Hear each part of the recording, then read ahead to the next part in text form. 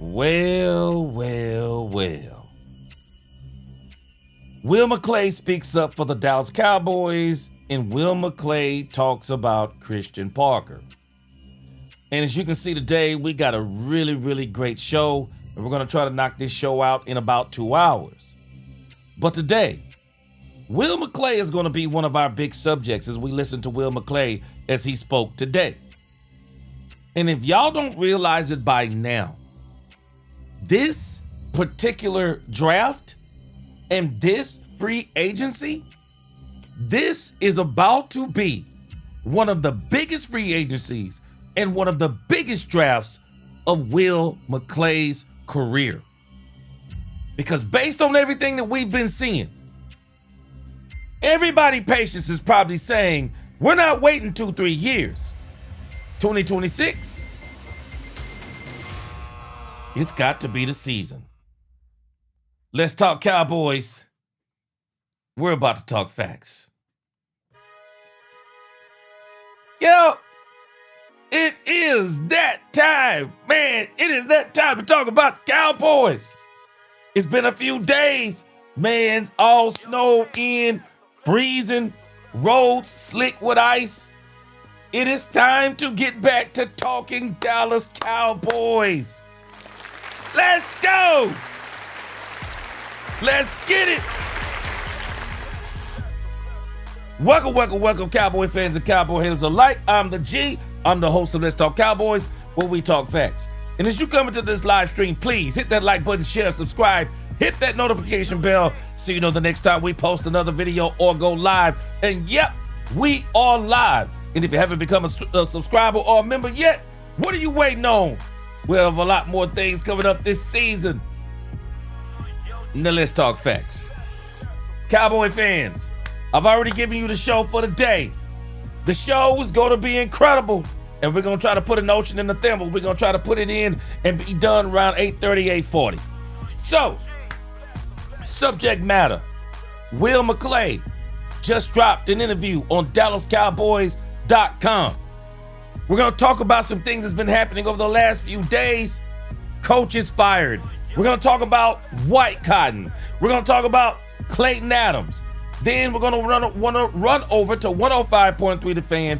They had an Eagle insider talking about Christian Parker. Then we're going to talk about the AFC and the NFC champions and what I kind of observed from those games and how it pertains to the Dallas Cowboys. We're going to talk about that. And then last, but definitely not least to me, somebody got to speak. Somebody got to start speaking some truth on this DeMarcus Lawrence stuff. Somebody got to speak the truth, and I'm going to do it. I'm tired of people hyping up DeMarcus Lawrence. I'm tired of it. Somebody got to speak some truth on DeMarcus Lawrence, and I'm going to do it. Y'all get ready. That's the show for today. Will McClay, coach is fired. White Cotton gone. Clayton Adams, 105.3 The Fan, Eagles insider, AFC, NFC champions, and I'm about to go in. I'm going to warn y'all now. I'm going in on DeMarcus Lawrence because nobody else to do it. So I got to do it. That's the show. Let's go. Let's get it.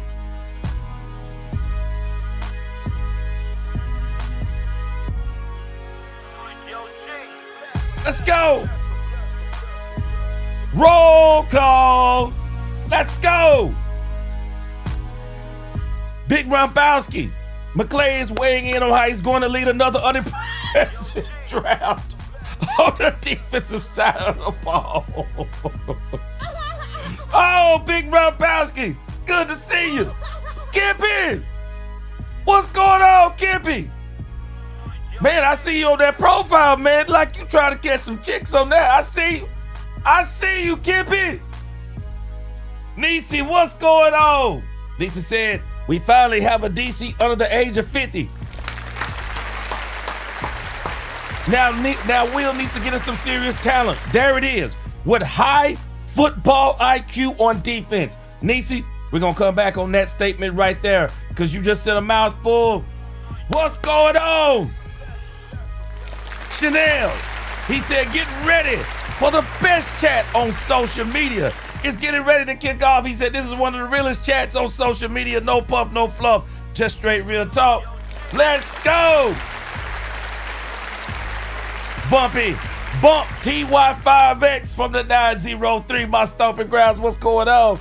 Keith, Doomsday, Jeremy Betts, what's going on with y'all? Big Moss Dog, what's going on? Darren said, Ty Howard, what's going on? 72 Chevelle, what's going on? Tony Nichols, it is Mr. Get Dirty. What's going on? John Jones, you know what I'm gonna tell you. It's a new Jack City. Hey, money talks. Bullcorn runs a marathon. Thomas Golden, what's going on? Roughing in this thing. JTX May. He said Will McClay ain't the one really picking the players, it's Stephen Jones. I think they're all doing it. Big Time Show put up a video up with someone who has a bunch of insider knowledge and said Stephen picked Taco charging over TJ Watt. Now, hey. Now, we ain't gonna let Stephen Jones live that one down. But at the same time, it's a collection of them all doing it. Blue blood in this thing. What's going on? Rodney Evans. Let's get this thing going. Derek Harris. What's going on? Blue blood. Appreciate that super chat. Let's go. Paul Whitted. What's going on? Mr. Seed Starter. Paul Whitted. Tatiana. What's going on? More Eddie, what's going on? All weather, everything. Brian Worley, Chris Dunaway, Pure Gaming, what's going on? Terry Tatum, Dak Fan for Life, That Shaq Sky, C2 Pope, what's going on? Jason Lewis, Davion Wallace, Miss Matrix, what up? Gwen Bowden, yep. All right. Man, let's get this thing started. Best chat on YouTube. Glad to be back. Oh, we gonna talk some serious Cowboys tonight. I'm going to go ahead and prepare y'all now. I'm gonna go ahead and prepare y'all because I don't know how y'all feeling tonight. But I gotta go ahead and prepare y'all. Because I'm going bare knuckles on this thing with DeMarcus Lawrence tonight. I'm going bare knuckles on this thing with DeMarcus Lawrence. Two things can be true. I'm happy for DeMarcus Lawrence. But, man, we're going to have to pump the brakes. Man, we're going to have to pump the brakes on some of this DeMarcus Lawrence talk. This getting out of hand now. This getting out of hand.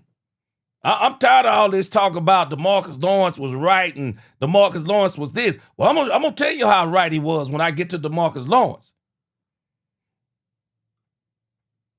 I'm not carrying a torch, and I'm gonna be honest with y'all. The way I'm feeling, I'm not carrying a torch for a next Cowboys player.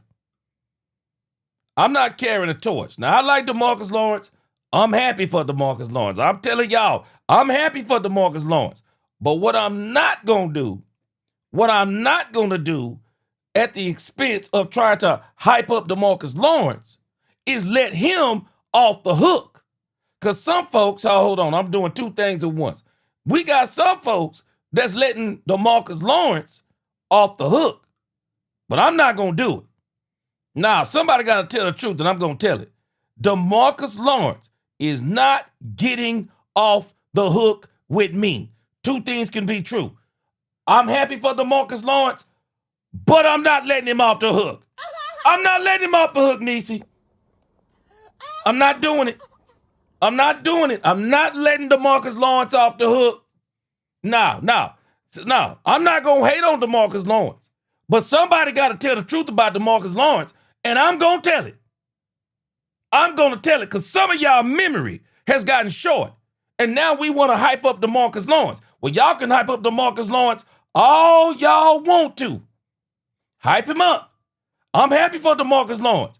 Oh, but I'm not going to let DeMarcus Lawrence slide.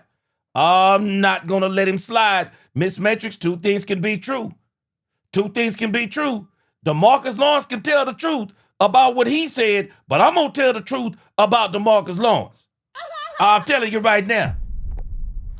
Now, I'm not carrying no torch for no ex-Cowboy trying to hate on the Cowboys. You can only go so far with me. Now, I'm not playing with this stuff with the Cowboys. I'm gonna tell the truth on D-Law. Y'all watch what I tell you. I'm gonna give you nothing but facts on D-Law. Two things can be true. I love D-Law, but I gotta give facts on this man. There are too many people, and this bothers me about Cowboy fans sometimes.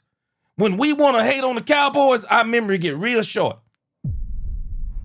Our memory get real short when we want to hate on the Cowboys. Nah, we ain't gonna be hating on the Cowboys. We ain't gonna be hating on the Cowboys. I'm happy for DeMarcus Lawrence. Y'all better understand me. I was one of the first people to say, I'm happy for DeMarcus Lawrence. But boy, they going too far now. Going too far now, DeMarcus Lawrence. The DeMarcus Lawrence people, they going too far for me. I got to tell the truth on DeMarcus Lawrence. But let's get to our first subject matter for the day. Here we go. We got more pressing matters here. Our more pressing matters that what really affects us is Will McClay. Will McClay has been partially responsible.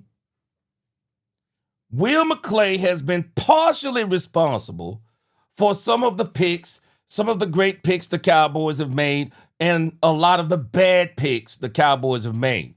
I mean, we got to understand something about Will McClay. Excuse me. Did y'all notice? Will McClay starts stinking it up with Mike McCarthy. And I want to bring us back into reality even more. It's like when we do something bad, we want to blame Jerry. I have no problem with anybody blaming Jerry. I don't have any problem. But what I have a problem with is when we do something good, then we want to say that that's not Jerry. Now, we can't have it both ways. When it's good, it's everybody else, and when it's bad, it's Jerry. Now, we have to understand, Jerry has been doing something that people have not been giving Jerry credit for quite a while now. Jerry has absolutely been giving these coaches say-so in the draft, and Mike McCarthy is proof of that. Mike McCarthy said himself that he had a lot of influence over the draft. James Jones came back and said, Mike McCarthy deserves a credit for a lot of the failure of the Cowboys during his tenure. Because he said that once Mike McCarthy said what he said some of the same things that Mike did in Dallas, Mike did in Green Bay. And it makes me wonder about Mike McCarthy because Mike McCarthy was very scared of Dan Quinn. Mike McCarthy thought Dan Quinn was going to get that job. And so knowing what I know now about Mike McCarthy having say-so over the personnel, it just makes me wonder if Mike McCarthy didn't want to get Dan Quinn the players that he necessarily need. Man, I'm just telling you about people's ego. People want to win, but they want to win their way. And people sometimes don't want other people to outshine them. And all I'm saying is this. I don't want to go down the conspiracy theory lane, but all I'm telling you is let's stop acting like it's brand new that coaches for the Dallas Cowboys over the last few seasons have had input in the Cowboys draft. Because we are going to have to give the Cowboys coaches some of the ownership of some of these bad drafts. And the Mike McCarthy era was terrible. That thing was trash. Man, the Cowboys had some hits, but boy, they had a lot of misses. And I don't think all of those misses was Will McClay. I think some of those misses was Will McClay, but some of those misses are also some of the coaches. Some of those misses are some of the coaches.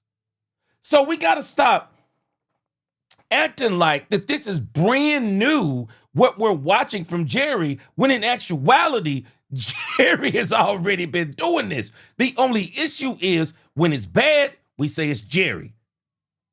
When it's good, it's everybody else. No, it's everybody else and Jerry when it's good and bad, because Jerry has already been giving them some of these options of picking some of these players. And I'm telling you right now, I believe a part of the reason why Matt Eberflus is out of here is Kenneth Murray Jr. Absolute terrible pick. Absolute terrible choice. Jack Sanborn, I believe that's Matt Eberflus. The safeties, I believe Matt Eberflus still liked them. Some of these things that transpired, Matt Eberflus. Some of it, Will McClay and company. Some of it, I'm sure Brian Schottenheimer. Everybody shares a part in some of these things the Cowboys have done. But I understand because Will McClay is the pseudo GM. And so I understand why we give Will McClay so much credit for bad drafts. But if there has ever been a draft that Will McClay has got to put his stamp on, it's this one. Will McClay has got to dig in with Brian Schottenheimer, dig in with Christian Parker, and they have got to, in one season, I want y'all to understand something. The Cowboys don't get another season with me. I'm not saying that Christian Parker needs to be a top 5 DC. But what I am expecting is Christian Parker to be mid-pack. Because I'm telling y'all right now, we're saying that Christian Parker is going to be 25 or less, 25 or worse. Well, it's going to be the same season. It's going to be the same season. It's just going to be trash with Cool Whip on top. Trash with Cool Whip on top don't mean that it's better. They have got to hit on this draft. They have got to hit in this free agency. They have got to hit in both of these. It's not just the draft. They got to hit in the draft and free agency, and they got to do it now. Because I'm going to tell you why we don't get to get these excuses no more. We just watched Ben Johnson, second round of the playoffs. We just watched Sean Payton get to the AFC Championship game, and he probably wins with Jarrett Stidham. He probably wins with Jarrett Stidham. If he doesn't try to be too fancy and don't take those doggone 3 points in the first half. Just stupid. We have watched in these playoffs, we have watched teams go from zero to hero. Don't tell me it can't be done. Don't tell me it can't be done. Don't tell me you can't turn around a defense in one season, because we are watching teams do it. One season. They are flipping teams in one season. Mike McDonald flipped a team in one season. Carolina Panthers flipped a team in one season. Jacksonville Jaguars flipped the team in one season. Ben Johnson flipped the team in one season. All these coaches, younger than Brian Schottenheimer. They're doing it with young DCs, doing it with young OCs, doing it with young coaches. And we sitting up giving a 52-year-old coach, oh, it's his first year coaching. Okay, you don't get that no more. There is a new bar. If y'all are not understanding it, there is a new bar in the NFL. It don't mean nothing no more if you are a first year or a second year coach. It don't mean nothing. You don't get the excuse. Not anymore. You don't, not anymore. Oh, Niecy, don't let me forget, the Patriots got flipped in one season. You don't get this no more. You don't get these excuses no more. And I'm telling y'all right now, I told y'all this before. Jerry ain't about to give Brian Schottenheimer, Jason Garrett credit. He ain't giving him Jason Garrett time. Jerry is not going to give Brian Schottenheimer 8 years to fix the Cowboys. He's not going to do it. He didn't give Mike McCarthy barely 5. He is not going to do it. And I'm telling y'all now, I ain't hearing No more I ain't hearing no Dak Prescott talk. I ain't even going to even stop there because I'm going to tell you something that these playoffs have proved to me. Dak Prescott is overqualified. Dak Prescott is overqualified to win a Super Bowl. You don't need Dak Prescott type talent to win a Super Bowl. And let me even pull back on that. Hold on a second. Let me show you something that did happen in the NFC. But let me tell you why you do need Dak Prescott. Let me pump the brakes. Let me pump the brakes. Let me tell you why you do need Dak Prescott. Because did y'all notice what happened in the NFC?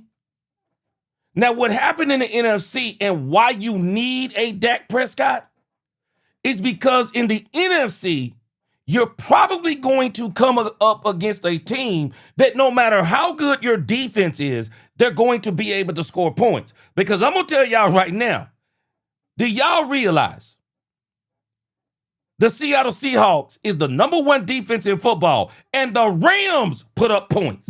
So you are going to need a Dak Prescott level quarterback depending upon who you see in the playoffs.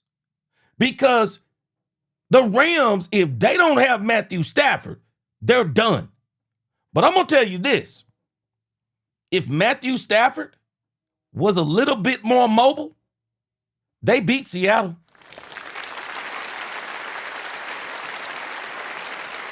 If Matthew Stafford was a little bit more mobile, they win.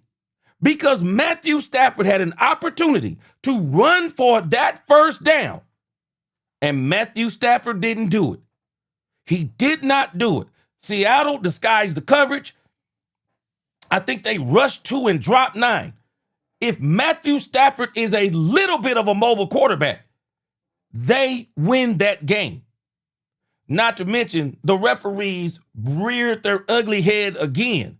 Because now the referee, man, I'm going to talk about this when we get to the AFC Championship game. But I'm just saying this, saying that to be saying this. You are going to need a Dak Prescott level quarterback. I'm not saying you don't need a Dak Prescott level quarterback, but you do need a Dak Prescott level quarterback in case you are going to face a team that can score points. Because in the grand scheme of things, Seattle put up points, the Rams put up points, and Seattle got the number one defense, and the Rams were still able to put up points on them. And this is why when you have an offense like the Cowboys, you need them to be able, just in case you need to break that glass, you need a quarterback like Dak Prescott in case you go up against a Seattle. So don't let me just disregard Dak Prescott being overqualified, just in case you do come up against one of those games. Because again, for Seattle to have such a high-powered defense, then somebody got to tell me what that means for the Rams. Because the Rams scored on them boys. The Rams scored on them. And I'm going to tell you right now, they cheated the Rams. There was a blatant face mask call on that last drive. There was a blatant face mask call, and they didn't call it. I also believe the quote-unquote catch by Cooper Kupp was not a catch because it actually defied the rules of the catch. You are supposed to survive the ground. He didn't survive the ground, and they called that a catch. I'm struggling with that. I'm struggling with that because if you call that a catch, now I got to go back and say, well, then what did you call the Brandon Cooks thing? If you're going to give Cooper Kupp that catch, then you got to give Brandon Cooks that catch. I'm just saying. But I'm going to talk about all that when I get to the AFC. So again, I'm just saying all of that to say, don't let me disregard Dak Prescott when I say he's overqualified, because there will be games that you will need a quarterback that can absolutely score points against a team that may actually score points against you. See, Drake May has been getting absolutely lucky. Man, if y'all look at the quarterbacks that Drake May has faced in the playoffs and during the regular season, oh my gosh, it's a travesty.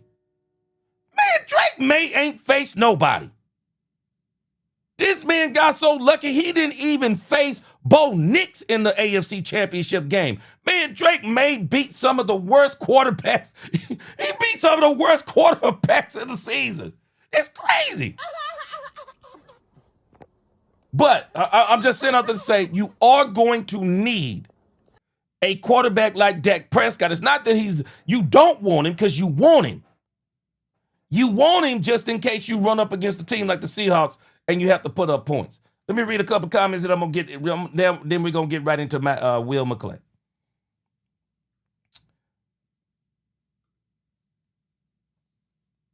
Football fanatic. This is where Jerry's going to have to make his biggest impact. But again, it's not Jerry Jones. He just got to make sure that his Will McClay, his scouts, Brian, and Christian Parker, they're going to have to really have their A game in this draft, because they need to turn it around this season. There are no more, okay, we're going to give this guy a season and then we're going to, 2026. That's what you're getting Christian Parker for. You're not getting Christian Parker to get 5 games and better. You're getting Christian Parker. I'm telling y'all that the expectations for Christian Parker is high. It doesn't mean he's going to get fired in a year, but the expectations are high.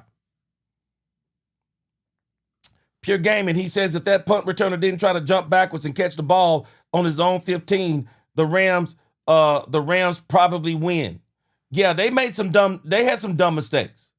But I still say that face mask, the NFL's got to stop this. They got to stop missing blatant calls like that. Big Rumbowski said Chunk Stafford, a mobile quarterback, he makes 44-year-old Phillip Rivers look like Michael Vick. Man, if he could run, they win that game. Kippy said we need a defense. Man, we need a show-enough defense.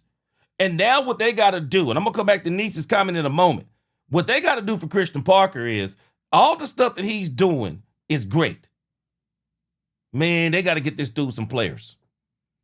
And I mean in a hurry.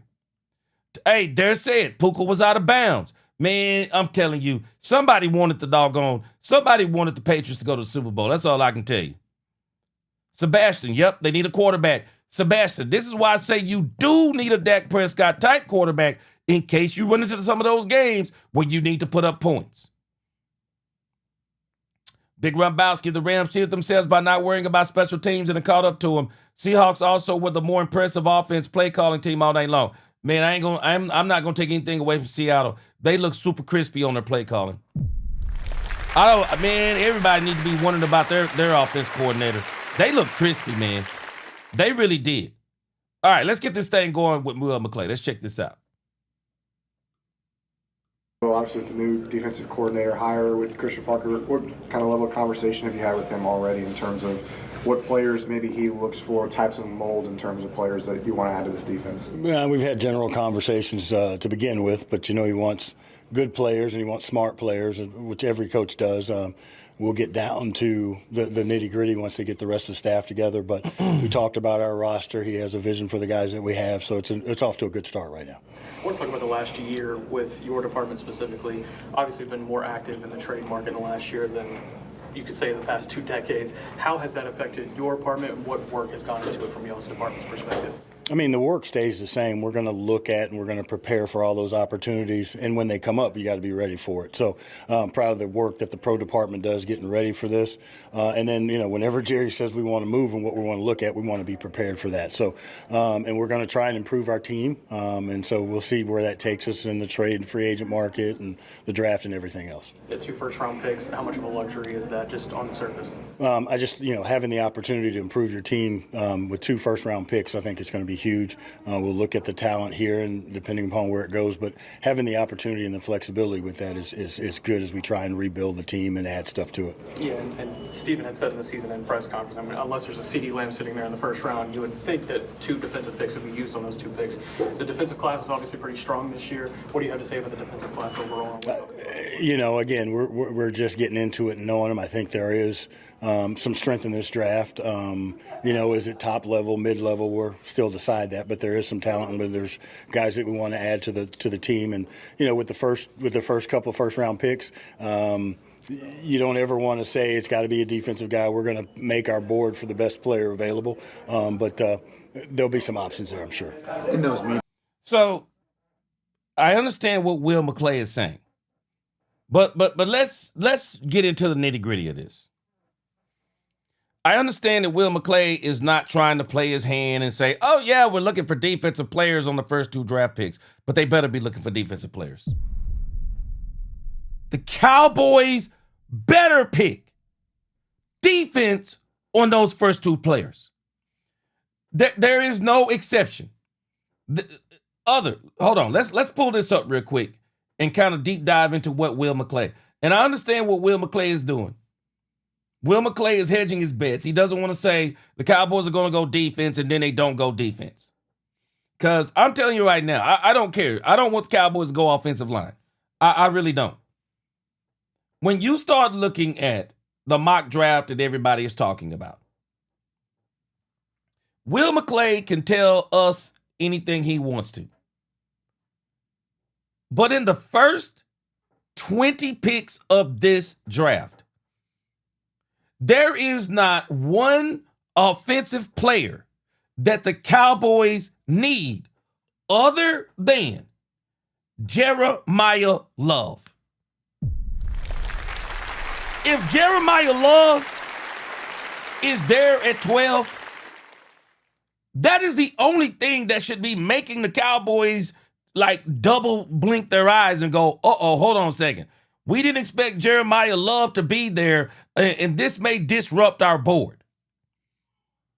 But short of Jeremiah Love falling to the Dallas Cowboys, which I don't believe Jeremiah Love falls to the Cowboys, because if Jeremiah Love gets past the New Orleans Saints, I don't believe that the Chiefs, nor the Bengals, nor the Dolphins would pass up on Jeremiah Love.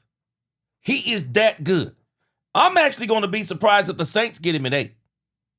Jeremiah Love is the only offensive player that if he is there, I got to rethink what I'm doing. I don't think Jeremiah Love's going to be there at 12. And so for the Cowboys, for me, they make this too complicated. I just think they make this too complicated. It is not complicated. It is not complicated, especially at number 12. Now they got the Cowboys taking Kendrick Falk. This is what Tankathon has. Kendrick Falk. I don't know about, people are starting to do all of the mock drafts and stuff like that. And I'm more focused on free agency. But as far as the mock drafts go, I'm sorry. There is too much defensive firepower here. You're either getting Arvell Reese, Reuben Bain. You're either getting them, Mansour Delane. These are the players that you're gunning for. They got Sonny Styles at 15. The Cowboys better not let Sonny Styles get past them at 12 if they don't already have Mansour Delane. This draft is too loaded at the top for the Cowboys to not go in this draft and get at least 2 projected generational players. They should be able to get 2 projected generational players. At 12 and 20, there's no excuse. There's no excuse at 12 and 20 for the Cowboys not to come out of this draft and we all be celebrating. There is no reason for the Cowboys to go offense at 12 and 20. There's no reason. There's no reason other than Jeremiah Love. There's no reason. You don't need a quarterback. You're going to extend Pickens. There is no wide receiver you can get in this draft that would be better than George Pickens. So you're going to sign George Pickens. So the only thing that could make you change your mind is Jeremiah Love. It's the only thing that can make you change your mind. Nothing should deter the Cowboys from getting on that board the 2 best defensive players on the board that are not defensive linemen. Because I do believe the Cowboys are going to address the edge in free agency. I believe they address the edge in free agency. So again, I understand what Will McClay is doing. Will McClay is trying to hedge his bets. Man, I'm sorry. Bro, you better go and get the best defensive player in the draft at number 12. Bar none, no other discussion. No other discussion. And the reality is, And I think this is exactly what they're going to do. Y'all remember what I told you? Let's go back to the history of one Christian Parker. Who is he responsible for? This is why, for me, Mansour Delane has got to be the player. They get this guy. Mansour Delane has got to be the player unless, and if they don't get him, Caleb Downs. They got to get him one of those two. And I do think it is going to be Mansour Delane they're probably going to go after. So think about what he's responsible for. He's responsible for an all-pro season for who? Jair Alexander. He's also responsible for the best cornerback in the league, Patrick Surtain II. He now has under his belt two at least top 15 and a top 10 cornerback. And Cooper DeJean and the other cornerback, his name slips my mind. But he has got, Montgomery. He's got two, let me make sure I get that name accurate. Quinyon Williams, is that his name? He's got four of the best cornerbacks in the last 5 years. He's got them under his belt. The Cowboys have got to get him another one. They got to get him another one. Hold on. Quinyon Mitchell. Thank you, Jeremy Carter. Quinyon Mitchell. I said Montgomery. Quinyon Mitchell. He's responsible for four of the best cornerbacks in football. Why wouldn't you go and get him Mansour Delane? Because this draft needs to fit what Christian Parker does well. What does he do well? Defensive backs. Where have the Cowboys been hurting? Defensive backs, in particular defensive backs. Because the linebacker situation, I think they got that for the most part. Demarion Overshown. You got Demarion Overshown, you got Shamar James. So now you got to either go in the draft and get you another high-powered linebacker, or you go in free agency. They also got Logan Wilson. We're going to see what they do with him. But you only need probably one linebacker in the grand scheme of things. I think Shamar James is good enough. If you want to run the three linebackers, Shamar James is good enough. Just go and get you a true Mike linebacker. I think you'll be fine. But they have got to get him the back end that he needs, because that's where Christian Parker really dominates football games. If you look at what he does, he dominates football games when it comes to the defensive backs.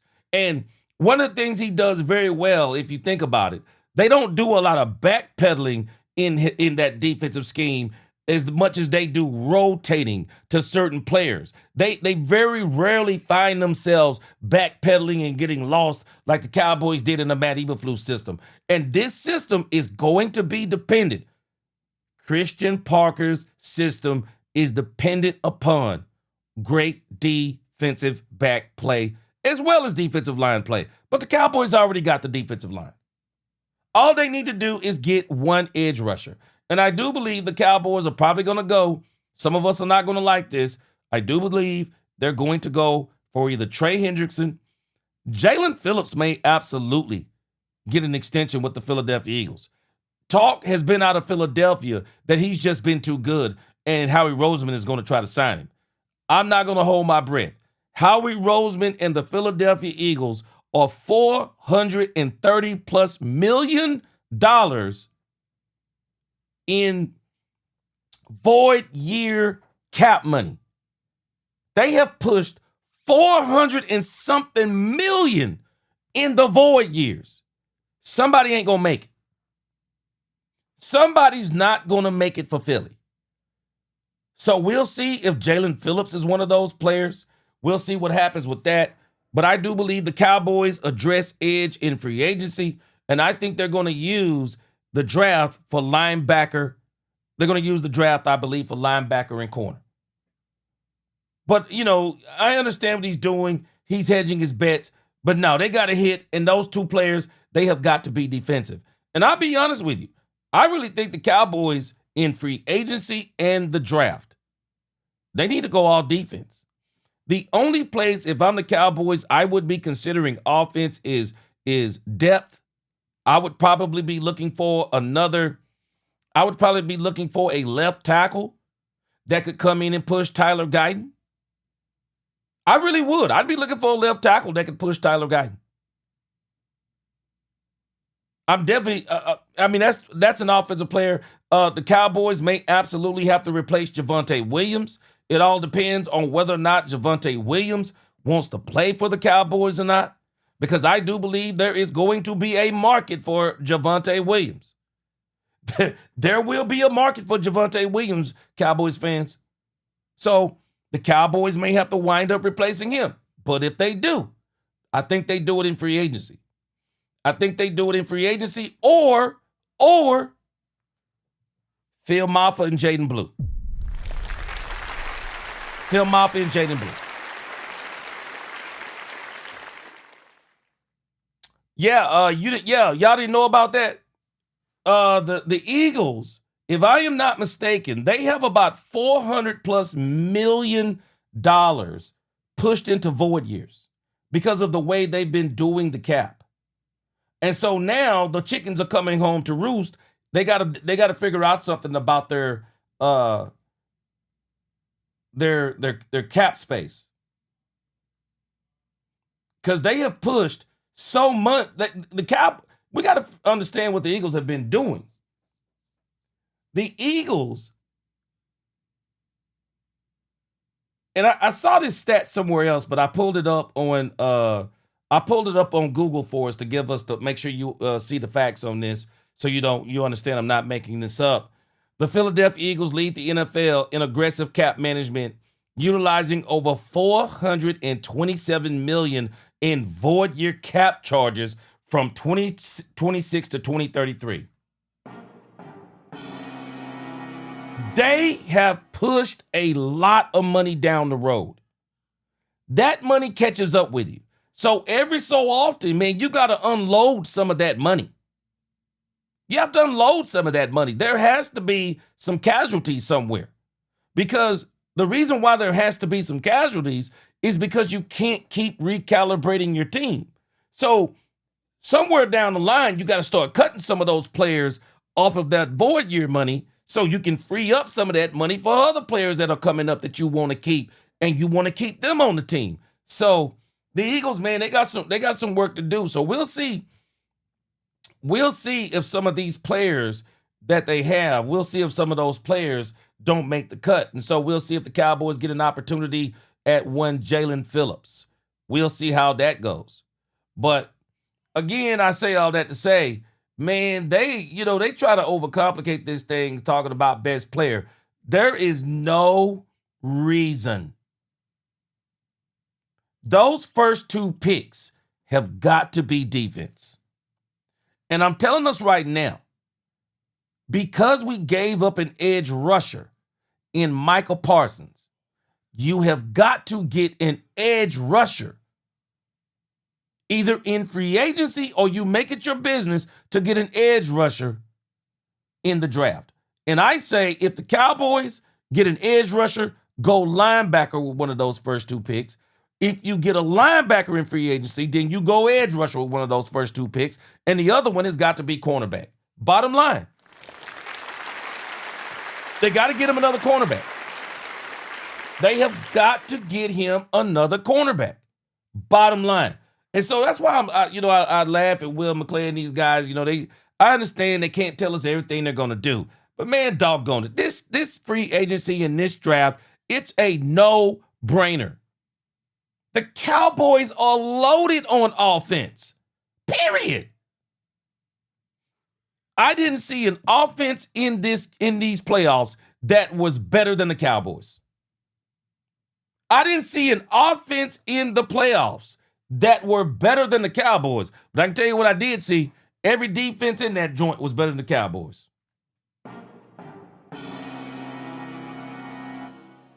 I didn't see a defense we were even close to. And the defense is the reason why we were sitting our butt at home. Even if Brian Schottenheimer is not as good of a play caller as most of these OCs, I don't think he was as good. I don't think he's as good as a play caller as some of the OCs that were in this doggone playoffs. I don't think he's whoever is calling plays for Seattle. Oh my gosh. He is not better than that OC. Not better than Ben Johnson. Not better than Sean Payton. Not better than Sean McVay. But what the advantage we have on them is that we got Dak Prescott.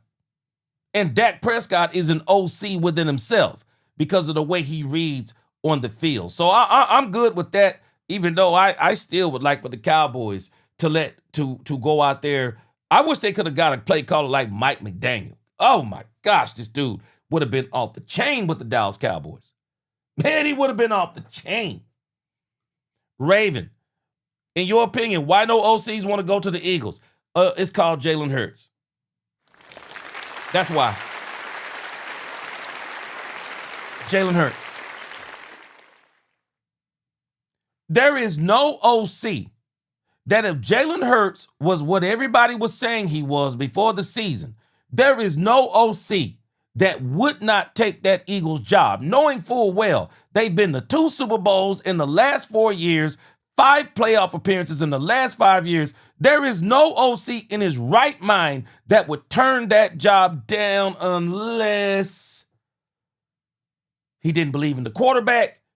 And it's starting to get out there that Jalen Hurts cannot read defenses. He can't read. If you rush 4 and drop 7, you got Jalen Hurts. He can't figure it out.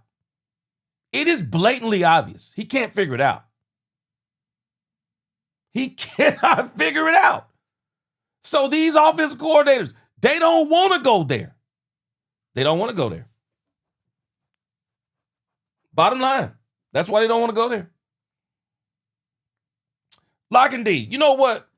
If Eberflus sabotages, I don't think he sabotages on purpose. I'm going to tell you, and I told y'all before what I think happened to Eberflus. I think Eberflus was made some promises, thought he had job security, and thought he could run up in here and just buy his time until this coming draft. He understood the Cowboys had got 2 first-round draft picks for Michael Parsons. Eberflus thought he was going to be able to just do good enough, run 96, 97% zone, and the Cowboys win 9, 10, 11 games, get into the playoffs, and then he would get his players this coming season, and then he would rock and roll. And the bottom fell out of it. The bottom fell out of it because he just didn't do it. They didn't expect Matt Eberflus to be this bad, even without players. They didn't expect him to be this bad. Bottom line. All right, let's listen to more of Will McClay. I can see now Will McClay is up in here tripping. When Christian Parker's name came up initially, what were some of the things that stuck out to you that made him the right person for the job across the board? Number one, everybody you talk to, nobody said anything negative about him. That was number one. Then when we got the chance to meet and talk to him, it's wise beyond his years, number one. But the way that he puts things together, the way he talks about the defense, his awareness to the front and the back end, we're excited to work with him because and the staff that he's going to put together, because I think there's some exciting things that we can do, and he's going to put us up front on the defensive side. Have you already had any time? Let me tell you about Christian Parker for a moment. Poobie D said they tried to get Clayton Adams. Yeah, the Eagles tried to get Clayton Adams, and the Cowboys denied it. They denied the interview, which I say is good for the Cowboys.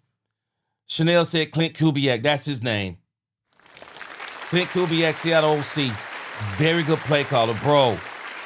Chanel, I'm surprised that this dude, Clint Kubiak, is not coming up in head coach discussions this season.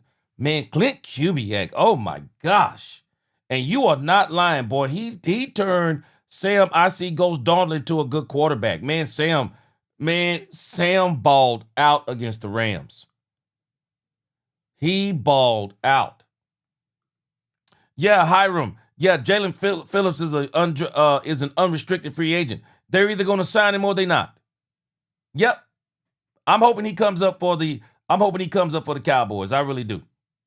I hope the Cowboys can make a run at Jalen Phillips, because if they don't, I got a feeling they're going to make a run at Trey Hendrickson. Chanel said other good college cornerbacks, Avion Terrell, Malik Muhammad, D'Angelo Pons, also frequently mentioned among the elite. So I'm thinking, Chanel, you tell me what you think. But if the Cowboys can't get more Monsoon or whatever his name is, if they can't get him, the LSU cornerback, at number 12, then they either probably take a linebacker. I think they'll probably take a linebacker there. And again, who knows? Sonny Styles could be there. I just don't think he's going to be there. But the Cowboys, if they can get the linebacker at that position, maybe they could trade back about 3 spots, get back in the second, but still stay in the first, and probably get one of those 3 cornerbacks in that with that 20th. If they move back no later than 23, they could probably get those corners, one of those corners that you talked about. Let's see here. Sebastian said Jerry traded Michael Parsons disloyal and David Mulugeta disrespectful, according to Jerry Jones. Yeah, Sebastian, I still say I like the trade. I just don't like when it happened. Had he done it before the draft, I think the Cowboys could have got a lot more draft capital. But I still say David Mulugeta and Michael Parsons was smart, because they were not going to say that before the draft, because they know that it would have gave the Cowboys all the leverage. Yeah, Hiram, that's kind of where I am, Hiram Haskins, is I would like for the Cowboys to sign a proven defensive end, because the Cowboys have been pretty bad at drafting defensive players. So I say if you can't draft them, trade for them. Trade for them. And so if you don't trade for them, then get them in free agency. And I would rather them get them in free agency. Get those guys who are out there. And I still say, Hiram, I've been saying this for the last couple of weeks.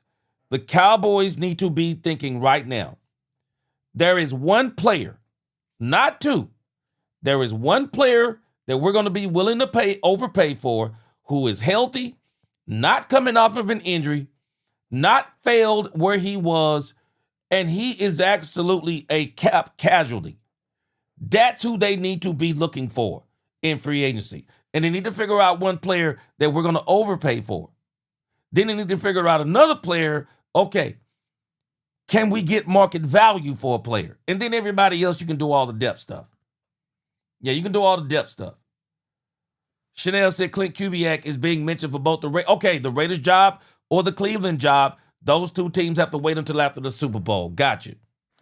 Yeah, Clint Kubiak is, man, he is crispy on the play calling, man.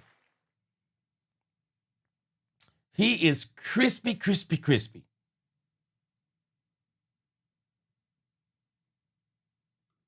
Rex Ryan said we're going to be the Doomsday defense again. He don't know that. Rex Ryan is in his feelings. He ought not be mad at the Cowboys, because it ain't the Cowboys. The Cowboys are not the only team that needed a defensive coordinator. Come on, Rex Ryan.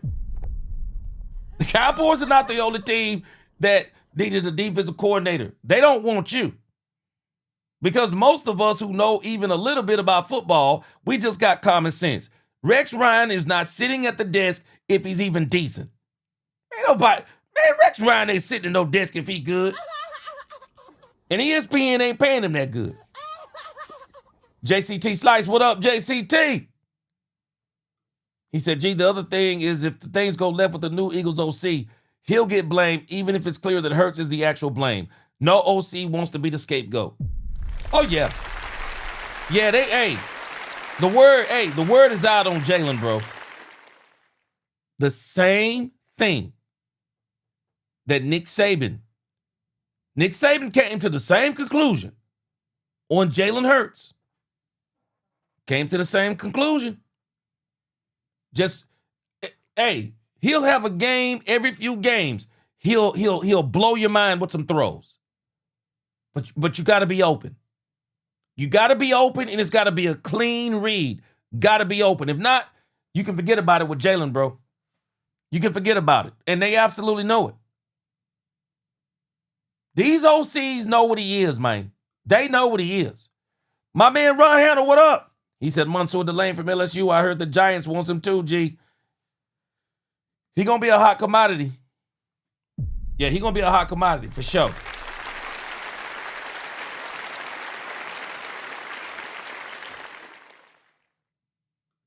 Chanel said those high-impact defenders Quay Walker, the Packers. Quincy Williams, the Jets. Leo Chanel, the Chiefs, offering a mix of young, versatile starters and vets. Yeah. Okay, Davion Wallace, I hadn't been keeping up with the Raiders. Yeah, Kubiak, he deserves it, man. Whew. Boy, man, his play calling looks so crispy. Oh, gosh. Yeah, I'm gonna look into that tonight, David Everett. Yeah, his play calling is crazy, man. Second to none. Rumbowski said, Caleb Downs is my target. Excuse me. Will and deal my way using that number 20, but not moving out of that first round. Yeah, me neither. I'm not moving out of that number 12. To make him that number 12 to get him. He's the most can't-miss defensive standout to me to use a first-round pick on. Yeah.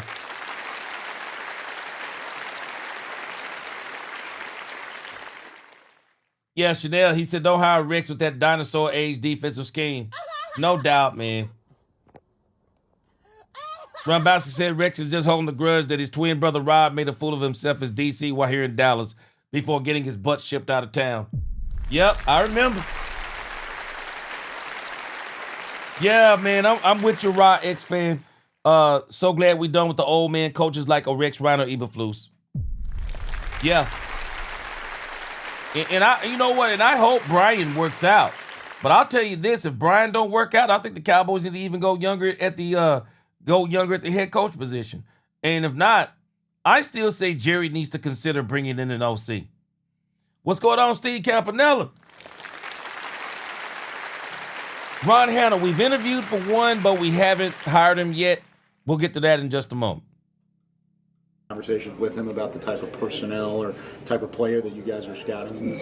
No, we've had some general conversations, and it's all, we want the biggest, fastest, smartest, best guys. And we talked about a little bit defensively, kind of what the structure is going to be about and what we're looking for a little bit, but we'll dig into it when they hire the whole staff.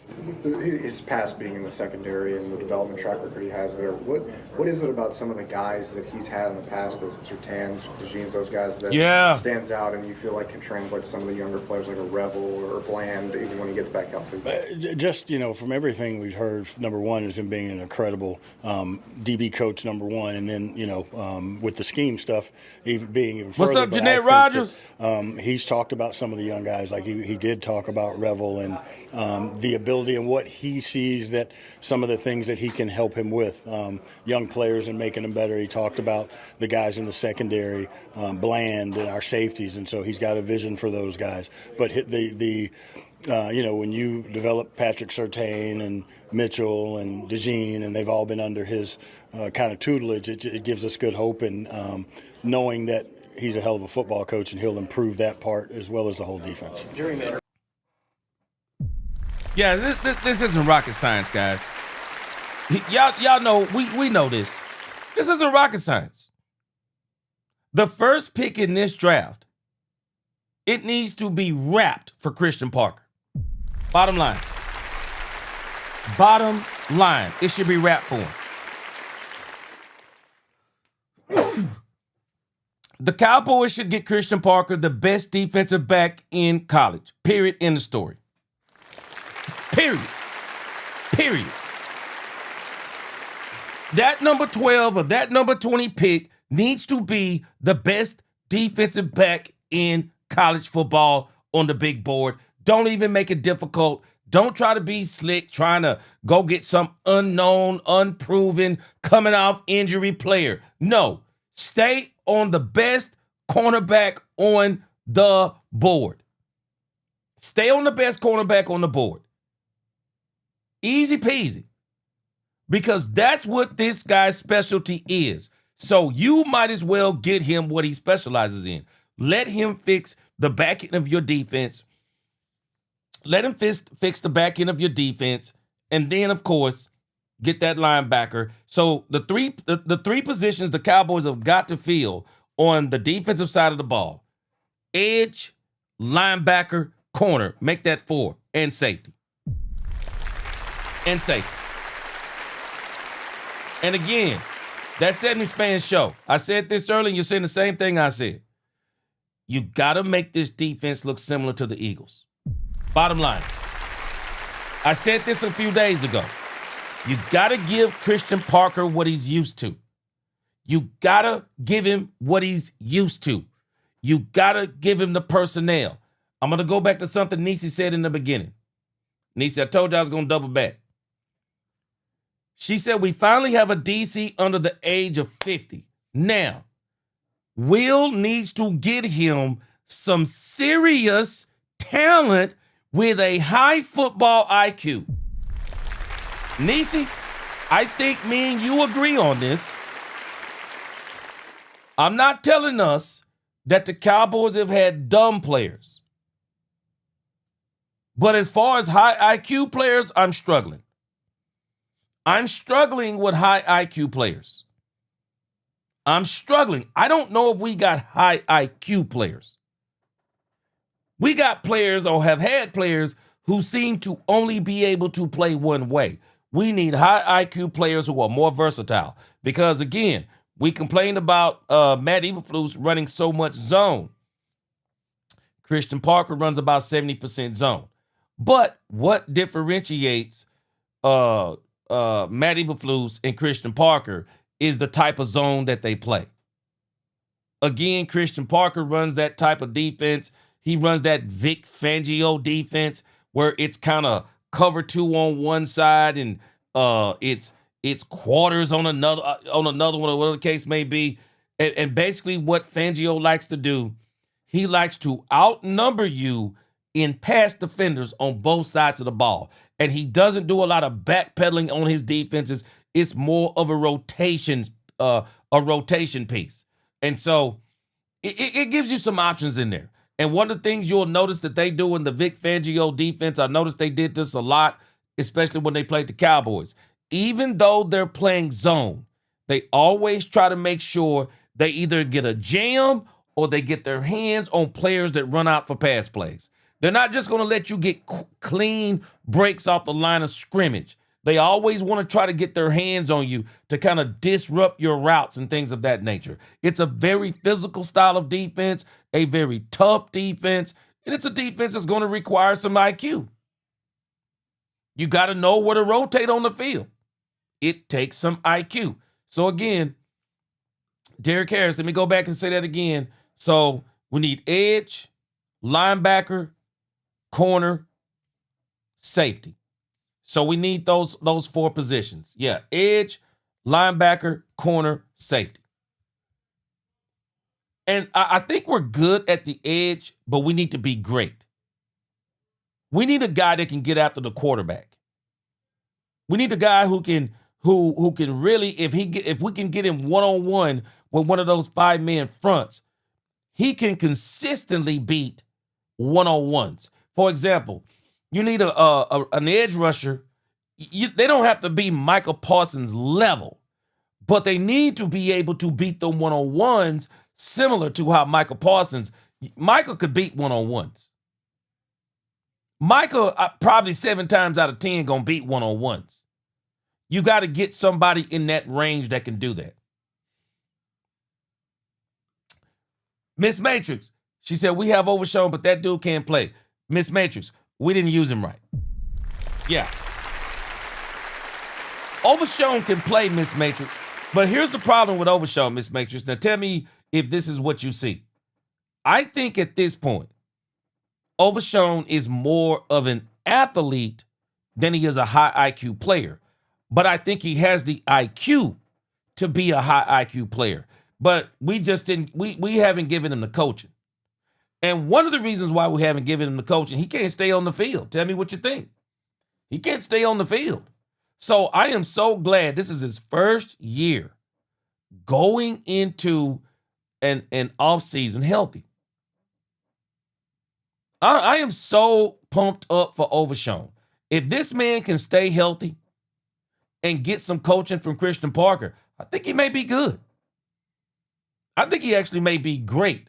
But I also think he's another player that they need to be using him not just as a linebacker. They need to use him rushing the passer sometimes. He's an athletic freak, so you got to be able to use him. Utilize the skill that he has. Rodney Evans, he said, the Cowboys players don't study enough. They're lazy players, don't really want to win. Rodney, I'm going to tell you what happened to him. I think they got spoiled by Dan Quinn. I really do. I think a lot of these players got spoiled by Dan Quinn. Bottom line. Got spoiled by Dan Quinn. And so they got so spoiled by Dan Quinn, they didn't seem to want to do anything else. Don't understand it. All right, let's get a little bit more of Will in.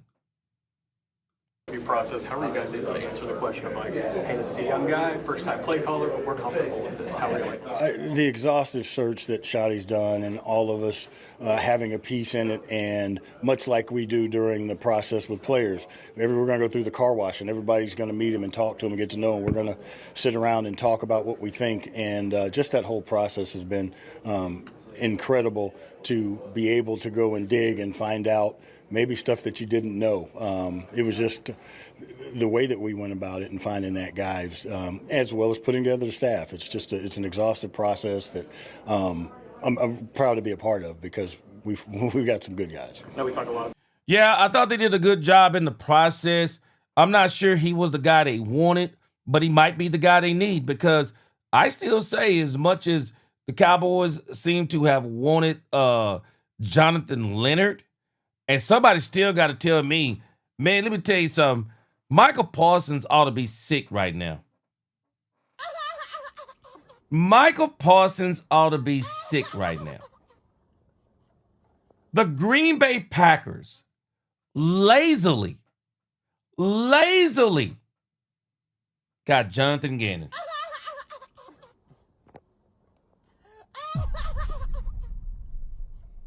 I'm just telling y'all now, I'm just starting to think that there are just certain teams that are not serious about winning.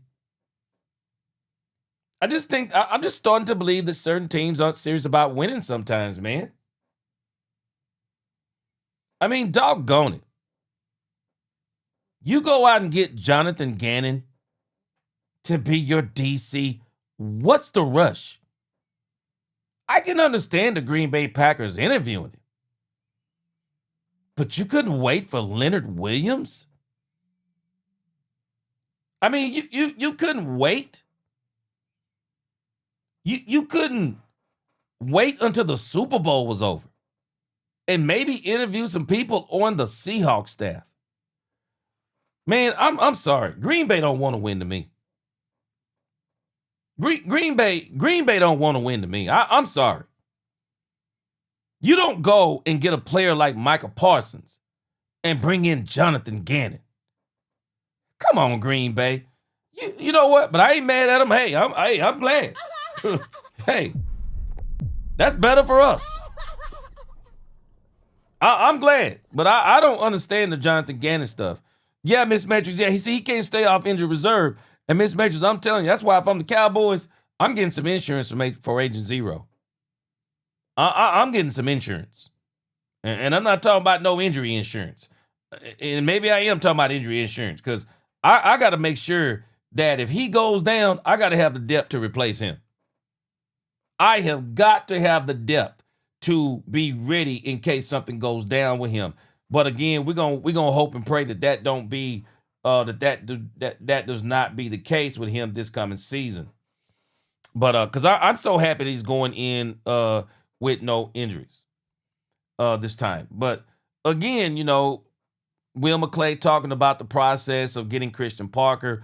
And this is what I was about to say about Christian Parker.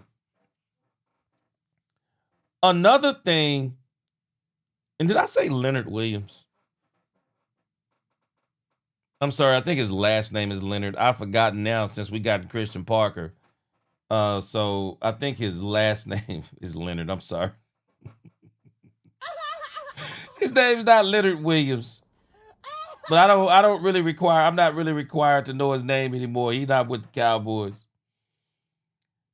What was his name again? Jim Leonard. I said Leonard Williams. Yeah. Jim Leonard. I'm not required to know who he is anymore. But I'm just laughing at the Broncos. Y'all tell me what y'all think. But doggone it, man. You can't be serious about winning if you hire Jonathan Gannon. I mean, I ain't even trying to hate on Jonathan Gannon. I'm just saying, man, you can't be serious about winning, man. You can't be. And I'm so glad the Cowboys were serious about winning. because they didn't just go in there and settle. They didn't just go in there and settle. The Cowboys actually seemed like they did their they seemed like they did their due diligence.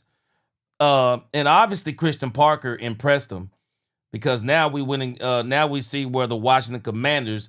Did y'all see where the Washington Commanders actually went and got Durante Jones? Washington Commanders may be better on defense this year. They went and got Durante Jones. Straight up. So, but again, Christian Parker, and let me finish this thought. Christian Parker, another plus about Christian Parker to me over Jim Leonard. Christian Parker, for as young as he is, he's been around a little bit. And so he's built some relationships. And I'm gonna be honest with you. Until he proves me otherwise, I'm feeling pretty good about his staff. The staff that he's going to build. I'm feeling pretty good because, again, Green Bay, Denver, Philadelphia Eagles, I'm confident that he can build a staff. I mean, this guy seems to be, based on everything they're saying, Will McClay is saying it, he seems to be wise beyond his years. So if he's wise beyond his years, I'm with it. I'm with it. I feel good about Christian Parker. Only thing is, I say I'm not going to jump through hoops yet because now I need them to go, as Nisi said, they need to go get him some high IQ players, and we need to get him some dogs. 70s Fans Show said the same thing that I said a few days ago. You got to get him something that resembles what he's came from. Eagles got some. They've had a squad on defense the last few years. On the defensive side of the ball, obviously a side you want to improve. Where on offense do you think you can improve this year as well? I think that we can. You've always got to have depth. I mean, at the end of the day, you got to have depth. That team that we had last year, that team's not. We're not promised to have those guys back. So we're always looking to improve the offensive side. I know Shotty's got a vision. We've got some depth there. We've got some guys there, but you're never one player away, and something could happen to one, and you got to have another one. So that's why we're looking at the draft in totality on offense and defensive players. A third of the league is overturning either head coaches or coordinators at a super high rate, and it feels like this time last year we were talking about your extension. How much is continuity across the board from Schottenheimer in the front office to you helping this team press and build off of what they did in 2025?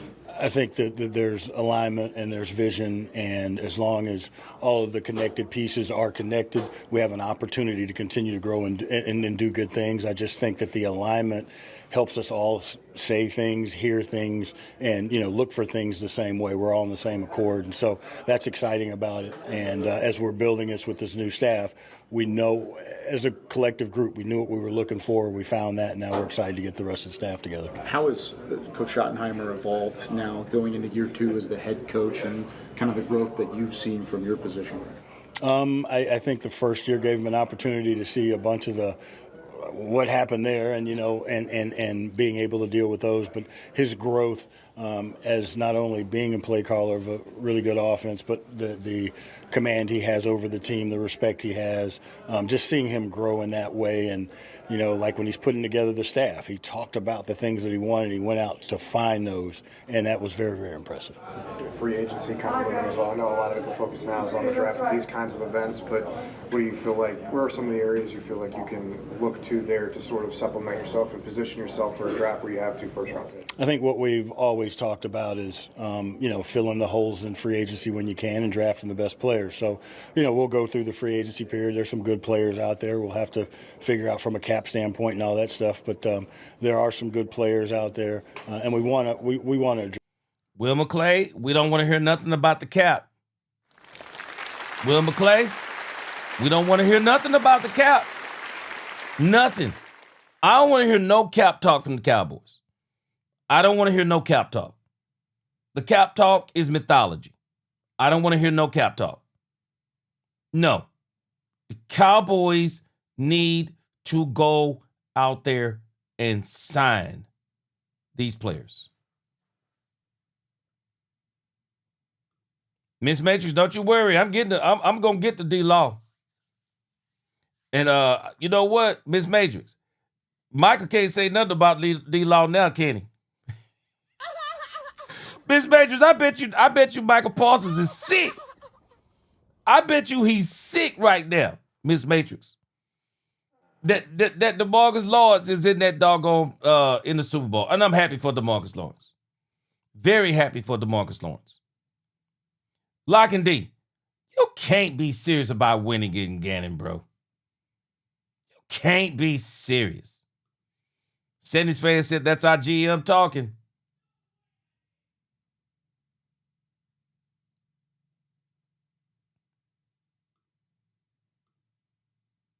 Hey, David Wallace, man, hey, you know what? Green Bay, I'm telling you right now, I'm glad. I'm glad. It don't bother me. They don't want to win for me. If you get Jonathan Gannon, you don't want to win, man. That's a lazy pick to me. That's a lazy pick. I'm sorry. I just couldn't settle for Gannon. I couldn't settle for Gannon. I was afraid the Cowboys were going to settle for Gannon. I really was. I couldn't settle for Gannon. But again, I'm glad. Hey, they don't want to win. They ain't bothering me. Address it, but we want to address it the right way with the right kind of guys. And once we get the full staff together, and we'll get a lot of experience from different places that will give us input on players that they've coached before, coached against. So it just adds to it, and we'll find the right guys if we're able to do some things in free agency. Last one, an exciting challenge for first-round picks. I mean, it's got to be exciting for your department, right, to be able to look at those two opportunities and hope that you can hit on them. Yeah, I mean, we go. You know what? This guy's saying that it's got to be exciting. But let me tell you something. These two first-round picks for the Cowboys, you know, you could look at this in a couple of different ways. It might be exciting, but it's also scary. You got to hit. The Cowboys don't get to miss on these two, this number 12 and number 20, because one of those picks is the Michael Parsons pick. You don't get to miss on that pick. You don't get to miss on 20 because of the Michael Parsons trade, and you don't get to miss on 12 because it's so high up. No, there's a lot of pressure on these. They can't have another Taco Charlton. Nah, man. Cowboys can't have another Taco Charlton. They can't have another Mozzie Smith. They can't have no more of those picks, not with number 12 and 20, because for all intents and purposes, you don't get this opportunity. When do you get it again to be 12 and 20? When do you get to be 12 and 20 again?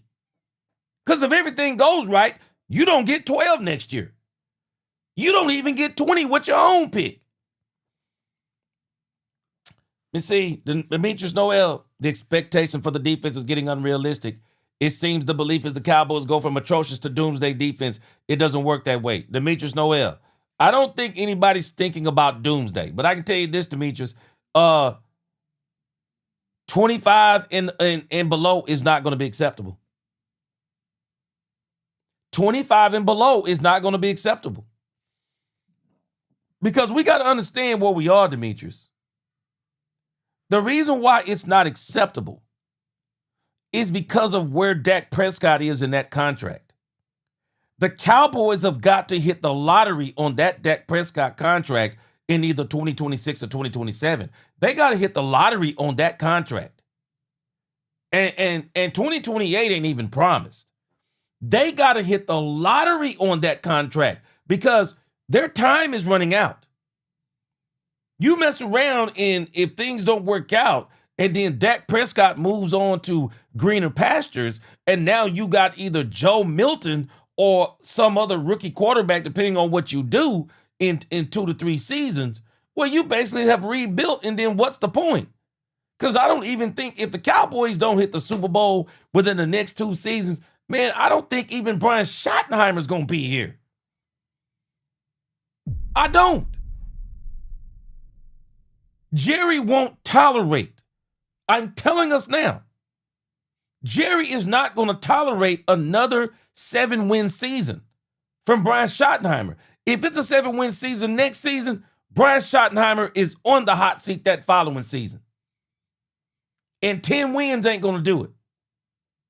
You don't get to complain about Matt Eberflus.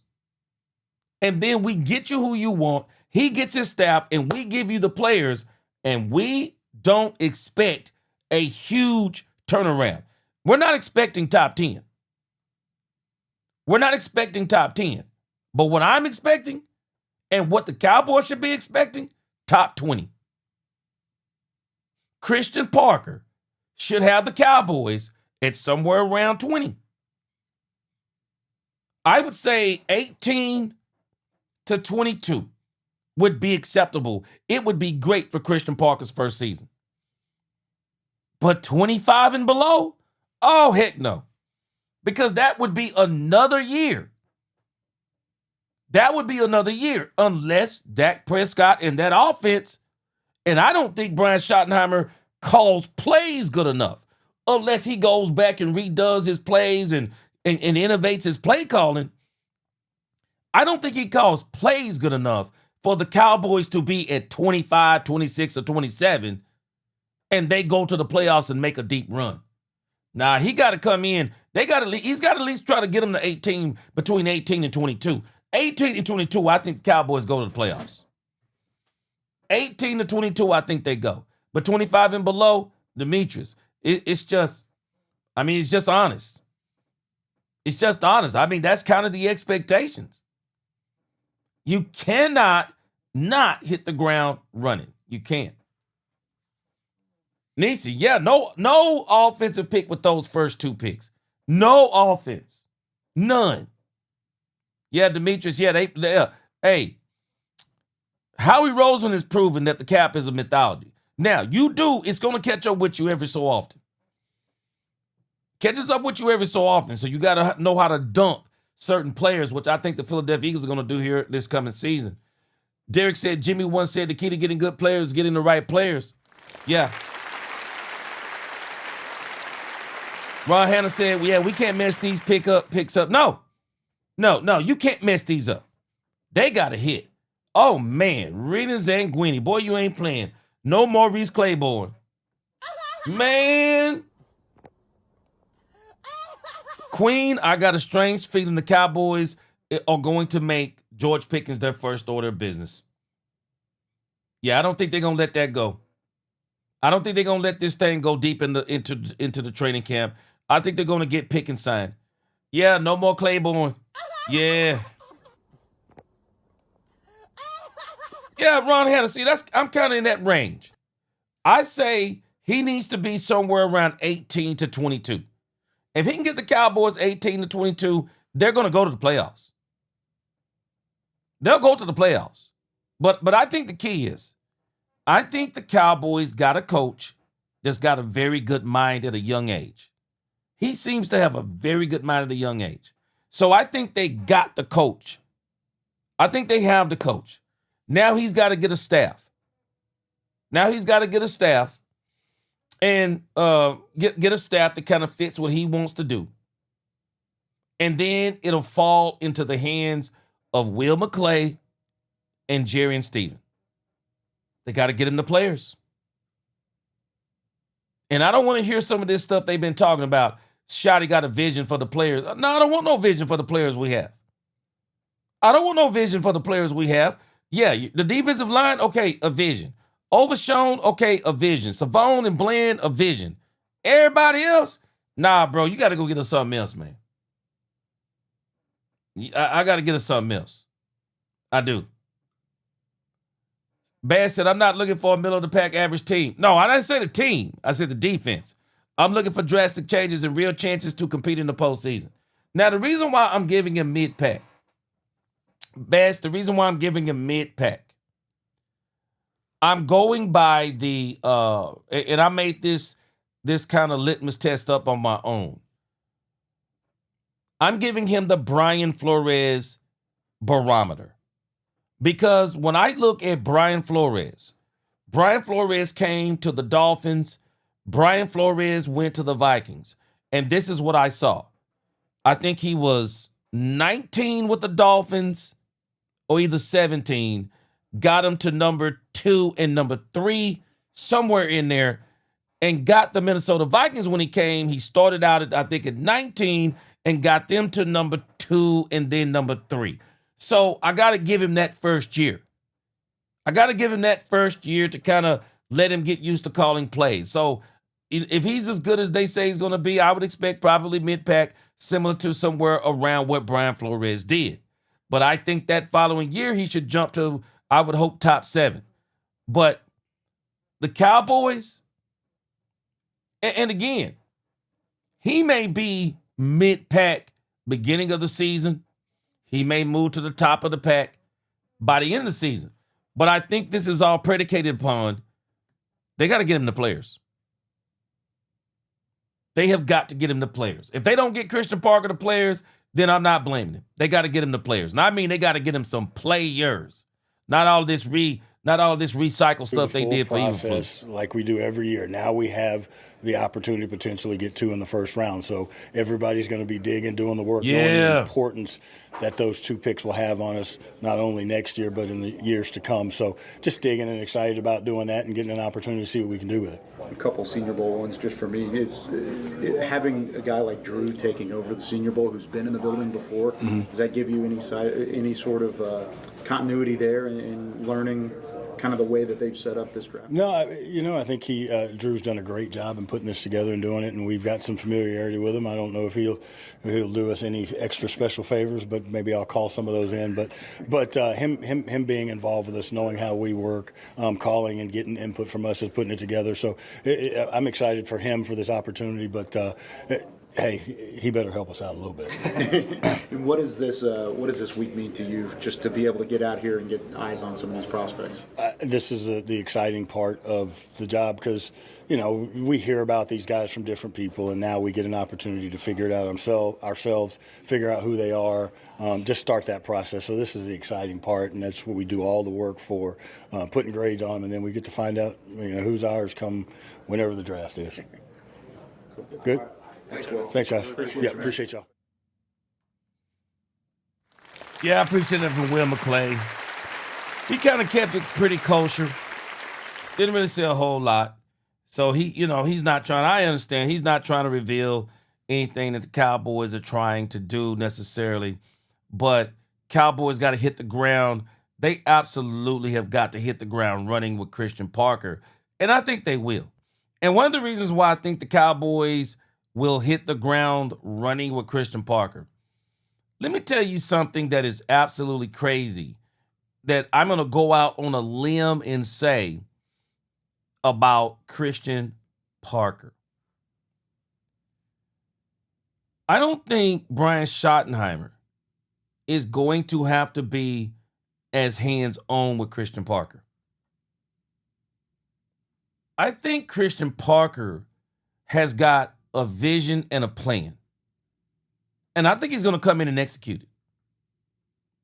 Some of the stuff that we watched the last time on the live, some of the videos on how he teaches, how he engages with the players, I think the players are going to buy into him very quickly. Because I'm going to tell you, it don't seem like to me the players ever really bought into Matt Eberflus. It just never felt like the team bought into Matt Eberflus. Because when Dan Quinn was here, I can understand why Mike McCarthy was really nervous about Dan Quinn. Dan Quinn made an impact on this team. Dan Quinn didn't just make an impact on the defense. Everybody gravitated towards Dan Quinn. They really like Dan Quinn. And I've told y'all this, man. Dan Quinn's a culture builder. Dan Quinn rolls up them sleeves and gets involved in the plays with the players, gets dirty, and man, I'm telling you, he's a culture builder. Christian Parker, I think he's going to be similar. Based on what I've seen on some of the videos, I think he's going to be similar. I think the players are really going to gravitate toward him. I think the players are really going to like him. I think the team are really going to embrace him. And I can't remember hardly anybody talking about Matt Eberflus on the offense. Anybody. They'll be talking about Christian Parker. Mark my words. Mark my words. Christian Parker will be somebody that they will be taking and talking to. They'll be taking to, and they will be talking about Christian Parker because I think he is that kind of coach. All right. Let's use that as a segment. The one thing I like about Christian Parker, but I don't want to get too excited about it, Christian Parker and the Dallas Cowboys have started firing some of the Cowboys staff. But I understand, and let's understand, let's kind of like look at this because I know we're saying that the Cowboys are doing things different. But let's understand why it's different in a sense. It makes sense that the Cowboys are doing what they're doing because understand that when Matt Eberflus came, the Cowboys turned over the coaching staff because they all came off of a lame duck season, all of them. The 2024 season was lame duck for all those coaches. And so when they went into 2025 and they got Matt Eberflus, there was a reason why the Cowboys pretty much had to do a new staff is because most of their contracts were up anyway. So with these coaches being fired, it's not really, I want us to really think about this. It's not so much that these coaches, I believe, were bad. I don't think they were bad as much as they were a part of the Matt Eberflus regime. Not only that, I don't think Christian Parker is interested, nor the Dallas Cowboys. I don't think they're as interested in trying to, for Christian Parker to have to teach coaches and teach players. Christian Parker is probably going to more than likely try to get assistants that understand the Vic Fangio style of defense so it won't be as big of a learning curve for the coaches because I'm pretty sure a lot of those coaches that would have been here with Eberflus, he would have had to train them too. So I do believe that what he's going to try to do with his staff is that he's going to try to get a staff that is familiar with what he's doing. Let's kind of look at some of this over here on DallasNews.com, talking about some of the coaches fired. So it looks like he's changing up the coaching staff here. 4 Cowboys assistant coaches depart as a change under new defensive coordinator Christian Parker. It makes a lot of sense. It makes a lot of sense. It says as part of the coaching staff changes under Parker, the Cowboys Monday let 3 assistants go. 2 people with knowledge of the decision told the Dallas Morning News on Monday. Defensive passing game coordinator, safeties coach Andre Curtis, secondary cornerbacks coach David Overstreet II, and linebackers coach David Borgonzi were let go by the organization. Now, this makes sense. I mean, you definitely couldn't keep the pass game coordinator. I mean, you got tore up in the passing game. You couldn't keep the secondary's cornerbacks coach. Couldn't keep him. You look bad there. You couldn't keep the linebacker coach. You look bad there. The only guy you probably would have had a chance at keeping, is White Cotton, Aaron White Cotton. But in the grand scheme of things, you were not going to be able to keep White Cotton. Why? Because of Robert Saleh. Robert Saleh was going to bring, it was inevitable. He was going to take Aaron White Cotton with him because Aaron White Cotton was with him on 2 of the stops. So he's now with him with the Titans. And I think Robert Saleh is going to start getting White Cotton the opportunity to start probably getting into the conversations of head coaches over the next 2 to 3 seasons. So I think he's going to help White Cotton get to that situation if they can go over there in Tennessee and win. They're going to have the work cut out for him, though. They're going to have their work cut out for him over there with Mike Vrabel. Mike Vrabel is a heck of a coach. Vrabel is another one of those culture changers. So Vrabel is going to have the Titans, I believe. I mean, he's got the Patriots. I mean, he's got his first Super Bowl. I mean, he's in his first Super Bowl. We'll see what he does. But I think Vrabel is going to be competitive he'll be competitive for years to come over there. So it's going to be tough over there in Tennessee land for Robert Saleh. And so now he's got his caboose hooked to Cam Ward. So we'll see how that turns out. We'll see how that turns out. Yeah, Robowski, those firings were not, those firings were pretty much no-brainers, man. They were the worst performing positions out there. It was no-brainers. Yeah, so I think he wants to find people that can fit that Fangio system. And Football Fanatic, where White Cotton didn't do good in the sack situation, if I'm not mistaken, he had a lot of quarterback hits. But White Cotton, I don't think he was going to stay anyway. Once Robert Saleh went to the Titans, I think it was a no-brainer. He was going to follow Robert Saleh. But I'm really hoping that Christian Parker gets a really good defensive staff, because we were hyped up about this defensive staff, and now the issue becomes, was Matt Eberflus the problem for this defensive staff? Because I just think he got some communication issues. I really do. I think he's got some communication issues, and he's got to solve those. If not, don't even bother being a coach again. Yeah, Baz said the loss of White Cotton doesn't matter. I think the loss of White Cotton is not going to matter. I don't think it's going to matter because I think Christian Parker, they already had a plan. They interviewed the defensive line coach, I think, for the Minnesota Vikings.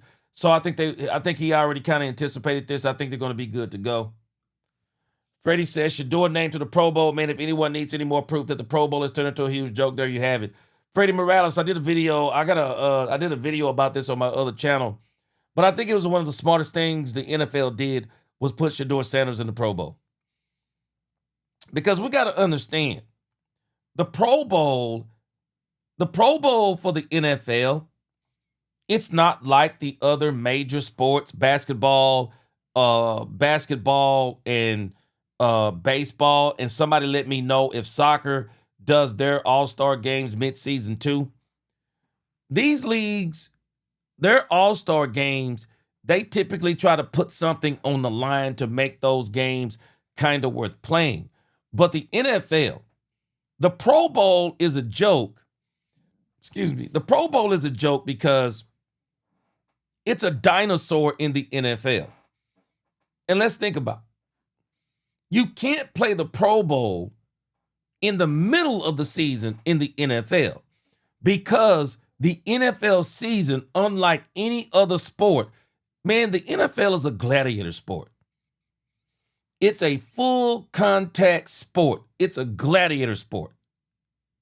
And so the problem with the Pro Bowl in the NFL, let's just be honest, it really don't make sense anymore. It doesn't make sense. There's nothing to play for. There's no incentive. What's the incentive of playing the Pro Bowl? It means nothing. And players now are making way too much money. And I'm not saying they're making too much money, but what I'm telling you is these players are making millions now.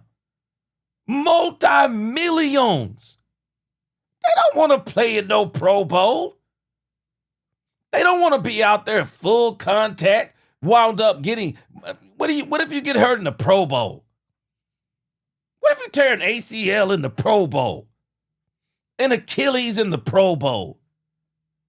And then you got to be rehabbing the whole offseason. Man, ain't nobody trying to do that no more. These guys are making way too much money for that. It's not worth it anymore. What's the incentive of the Pro Bowl? You still get the honor of being named a Pro Bowler. They don't play. Man, Deezy. Matter of fact, Deezy brings up Sean Taylor. I was just looking at that a couple of days ago. And I was looking at this and I said, wow, they don't play the Pro Bowl like that no more. Man, guys used to take some serious pride in the Pro Bowl. But understand this, that NFL was not this NFL. Man, you got to ask your own self. I'm just using my own common sense. If I'm a $30 million receiver, I wouldn't want to play a full contact Pro Bowl. For what? The football season is already a 17-game grind. You make the playoffs, that's another extra game or 2 or 3. Why would I want to come back and play an extra game that's meaningless? There's nothing on the line except for what? It ain't worth it. And this is where the NFL, this is why the NFL is scrambling about the Pro Bowl. They can't make it worth it. They can't figure out a way to incentivize it. Even the pay for these guys isn't worth it. It's just not worth it. So they just don't want to do it. I understand why they don't want to do it. It just isn't worth it. And so the NFL is trying to figure out a way to still have the Pro Bowl and the Pro Bowl be something that people want to watch. Well, guess what? It would behoove them to bring in the most popular players in the NFL to participate in or on Pro Bowl weekend. Some people are like, oh man, they got Shedeur Sanders. So I don't know about y'all. I'd rather watch Shedeur Sanders over Trevor Lawrence. I would. I'd rather watch Shedeur Sanders than Trevor Lawrence. Who would you rather watch than Shedeur Sanders?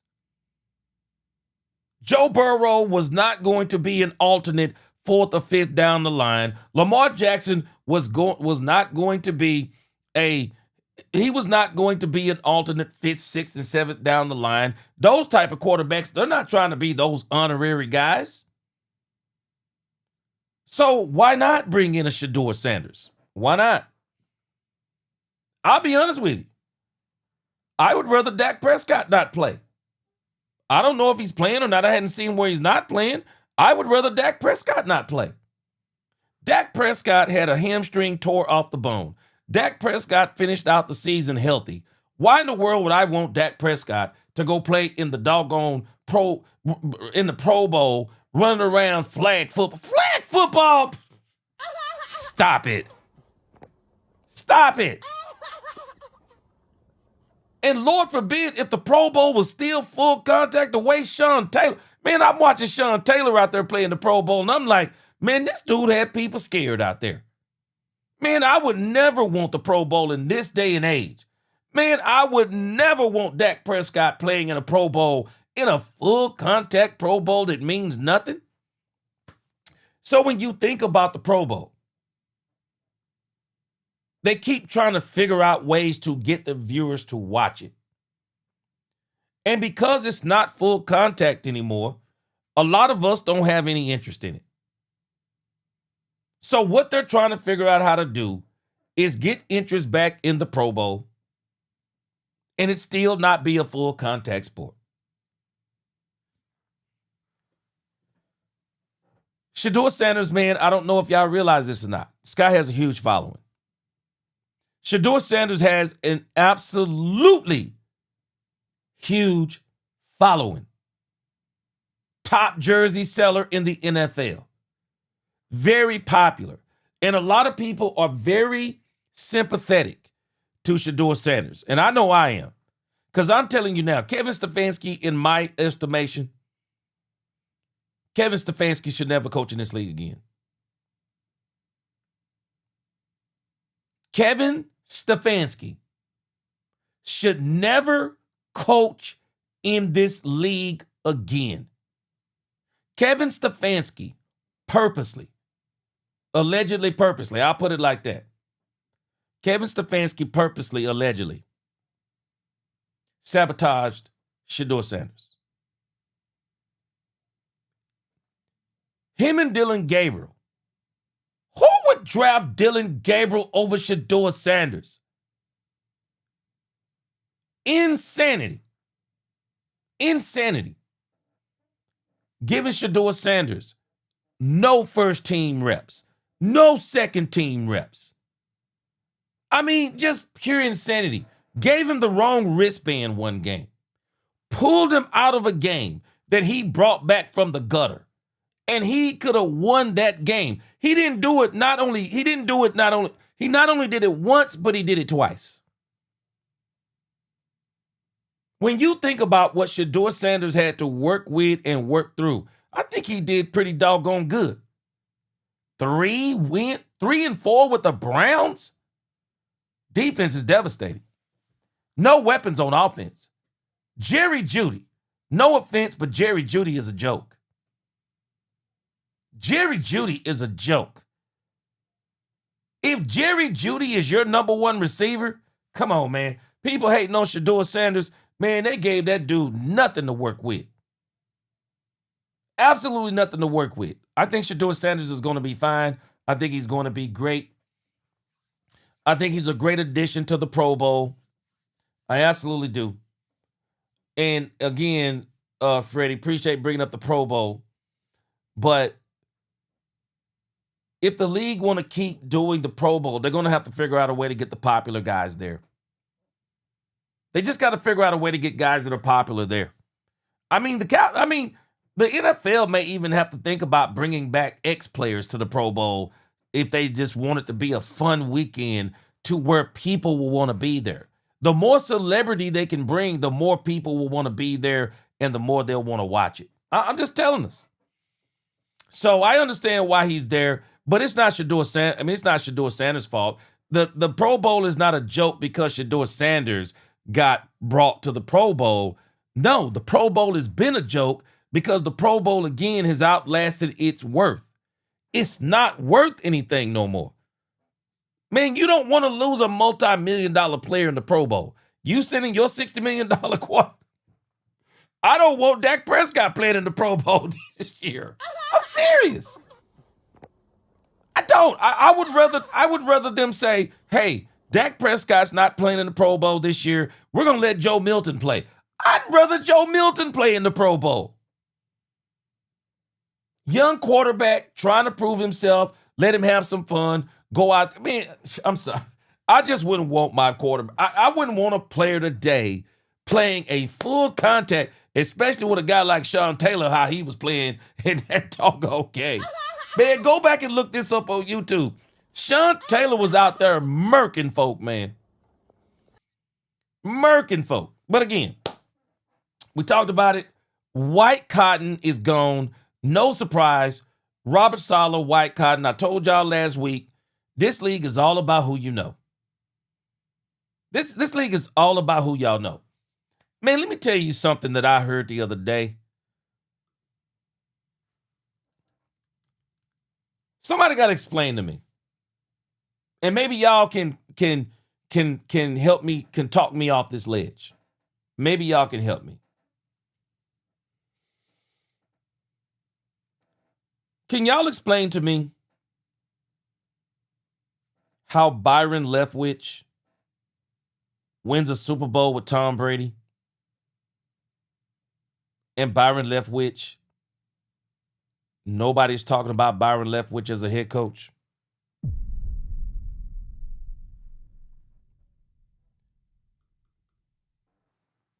Somebody explain that to me. How is Byron Leftwich not up for a head coaching position? Somebody make it make sense. Byron Leftwich won a Super Bowl with Tom Brady. Excellent play calling. Excellent play calling.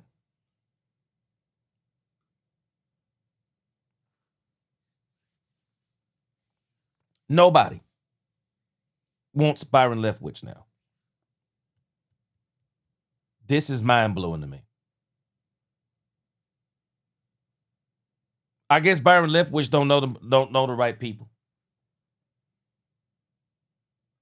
I guess he doesn't know the right people. It's crazy to me. But again, another issue. Let me, while I'm talking about when I mentioned Kevin Stefanski, there's another coach.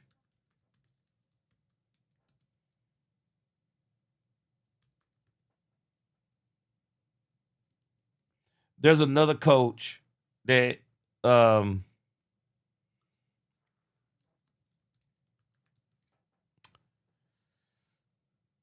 see, man, let me tell you something.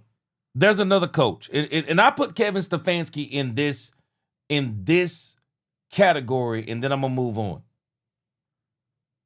Anybody remember Jeff Fisher? Anybody remember Jeff Fisher?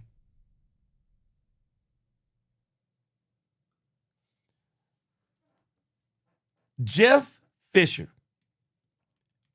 hated, what was his name? Let me tell you something. Jeff Fisher hated Vince Young. Vince Young for the Texas Longhorns. Vince Young had one of the most incredible college football games I've ever seen in my life. Vince Young against USC was incredible. And I'm going to tell you right now, Vince Young could play football, but Jeff Fisher didn't want him. Jeff Fisher did not want Vince Young. And he sabotaged him. He didn't want Vince Young to be successful. He did not want him to be successful. And I am glad Jeff Fisher isn't in this league anymore. Coaches like that should not be allowed in this league. Jeff Fisher ruined Vince Young. Didn't want him to be successful at all. At all. Didn't want him to be successful. Didn't play him to his strengths. I mean, he ruined Vince Young. And he did it on purpose. Because Jeff Fisher, similar to Kevin Stefanski, when you allow somebody to do what they did, they believe that they'll get another chance at coaching because they're going to prove to the world that they were right about that quarterback being trash. But Kevin Stefanski got his work cut out for him. He got Michael Penix Jr. over there. Got Michael Penix Jr. We're going to see what he does. Because I'm telling you right now, Kevin Stefanski is a quarterback killer. Runs through quarterbacks. Runs through quarterbacks. Go check his history. That joker runs through quarterbacks. This is why, again, I don't blame Shedeur Sanders. I'm telling y'all Shedeur Sanders is better than what they're saying. And if you watch some of those games, man, don't let people fool you with the completion percentage and the losses. Go look at those games. Go look at what he was playing with. Offensive linemen not even blocking, whiffing on blocks, falling on the ground on purpose, blindly just in the wrong spots. They are in the wrong spots on purpose. Man, I'm just telling y'all, these people who talk about Shedeur Sanders are disingenuous. Man, go over there and see what that man was dealing with. Absolute sabotage. Shouldn't be allowed to coach in this league again, but I digress. Should not be allowed to coach in this league again. You don't let a player do that. I mean, you don't let a coach do that. Ron Hanna, that's a good point, G, and I point to nepotism in this league. Exactly. Is why Byron got passed over for viable coaching jobs. Ron Hanna, explain it to me. How do you win a Super Bowl? He won a Super Bowl. Fired. I'll never understand it. I'll never understand it. Rumbowski said Karma came back to bite Jeff Fisher with his last stint as the Rams head coach, and rightfully so. Good riddance. Yes, sir. Yes, sir. Anthony Jefferson, Vince Young could have been one of them, bro. I'm telling you. It's got to be top 5. Vince Young had to have one of the top 5 performances I've ever seen in a college football game as a quarterback. Top 5 performances ever. Vince Young was him, bruh. Vince Young was him. Got to the doggone Tennessee Titans, and Jeff Fisher ruined this man on purpose. Bass, they all colluded. And I think it's great that they did. And you know what? Bass, do you know why they invited him to the Pro Bowl? Freddie Morales. You know why they invited him? Because now they need him. Yeah, now the NFL needs Shedeur Sanders. They need his popularity, his millions of followers on social media. They need that Nike. He got that huge Nike deal. They need Shedeur Sanders' persona to help them sell that doggone Pro Bowl. Now they need him. Chickens will come home to roost. Now they need him, but I digress. Let me get back to this. These are just quick topics right here I'm going through. White cotton, again, we talked about that. No surprise. White cotton gone. He was never going to stay. I don't think they had to worry about firing White cotton. I'm sure Robert Saleh, because I know I would have did it. I mean, this league is about who you know.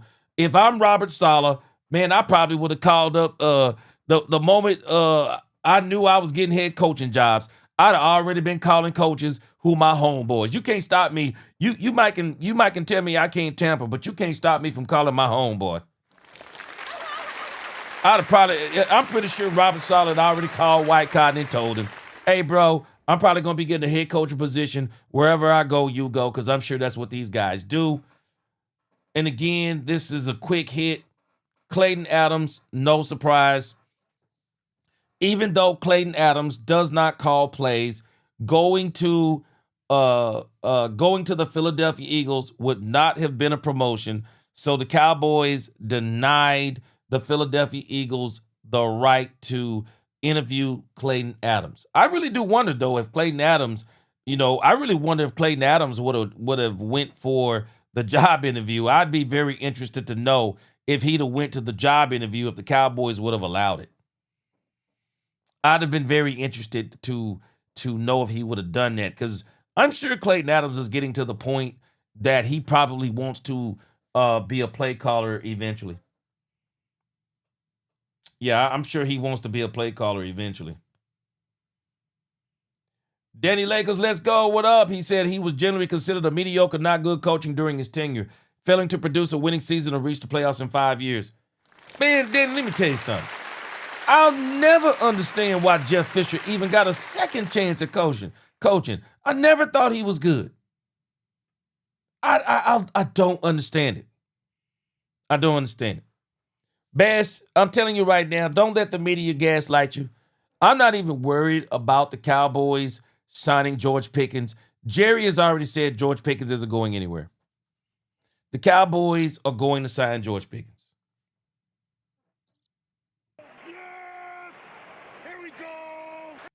Rombowski said, judging by how candidates are turning down Philly's OC job, I'm thinking Adams probably told Shotty and company to deny the request as a favor to him. You know what? I thought about that too. What if a coach told them to do that so he wouldn't have to do it?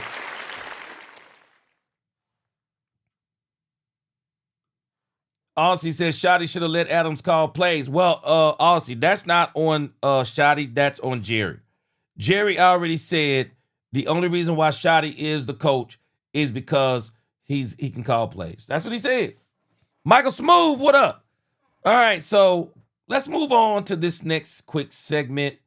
The last two segments are quick, but let's run to this one right here. I ran across something on 105.3 The Fan, because, right now, Christian Parker is all the rave with the Cowboys Nation, so I'm here for it. I know we can't help but to be excited after going through the nightmare that was Matt Eberflus. It's an absolute nightmare.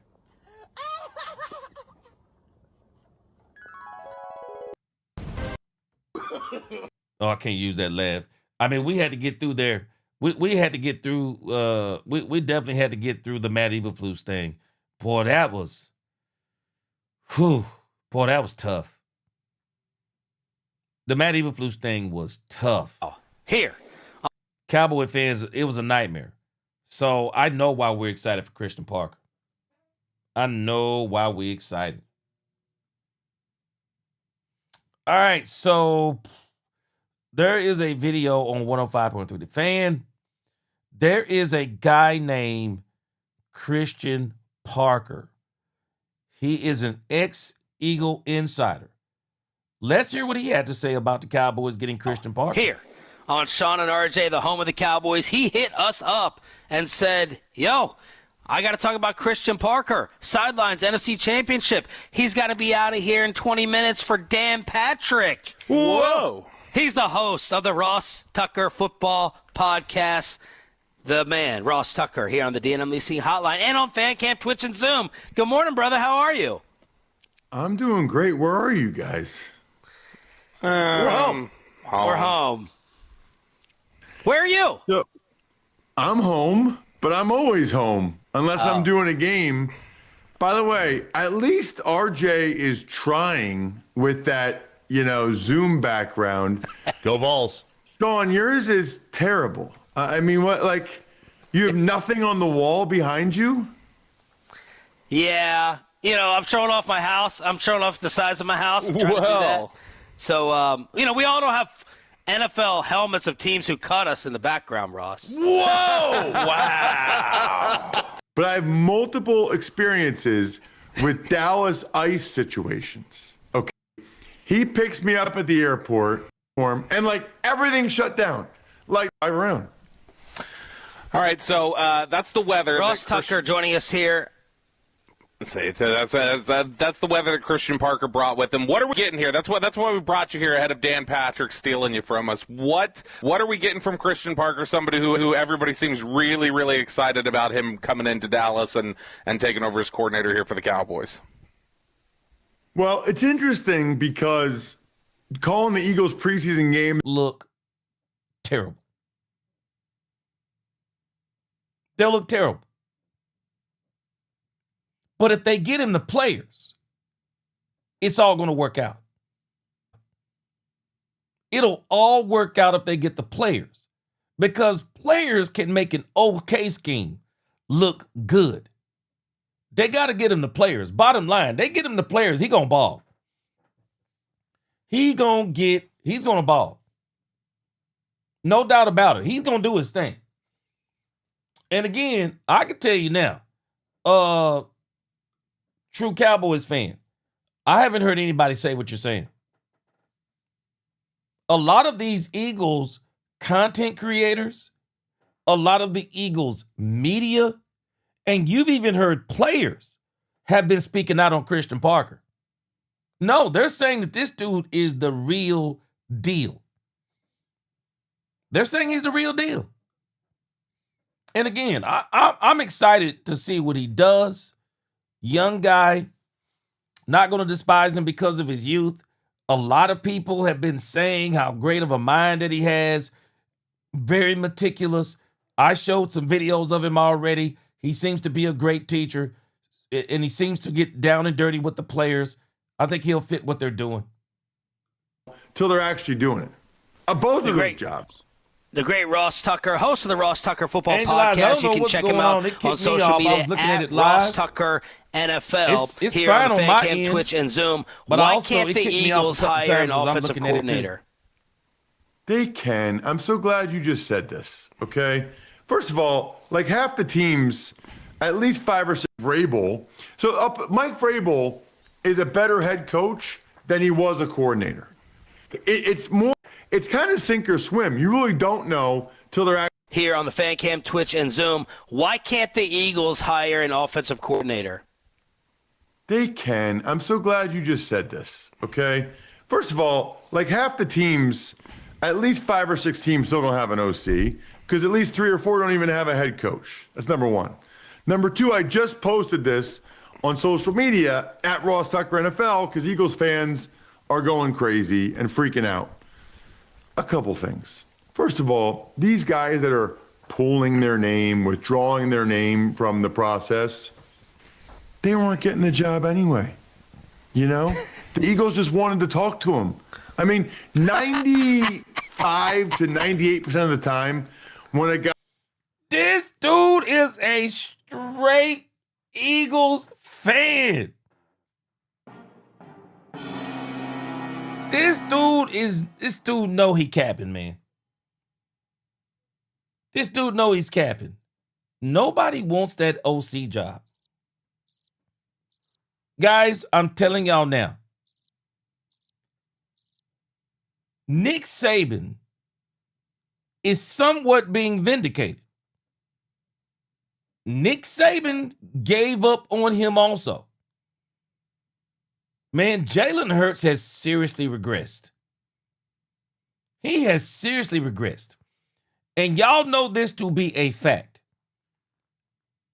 Running quarterbacks, they go quicker than quarterbacks that don't run.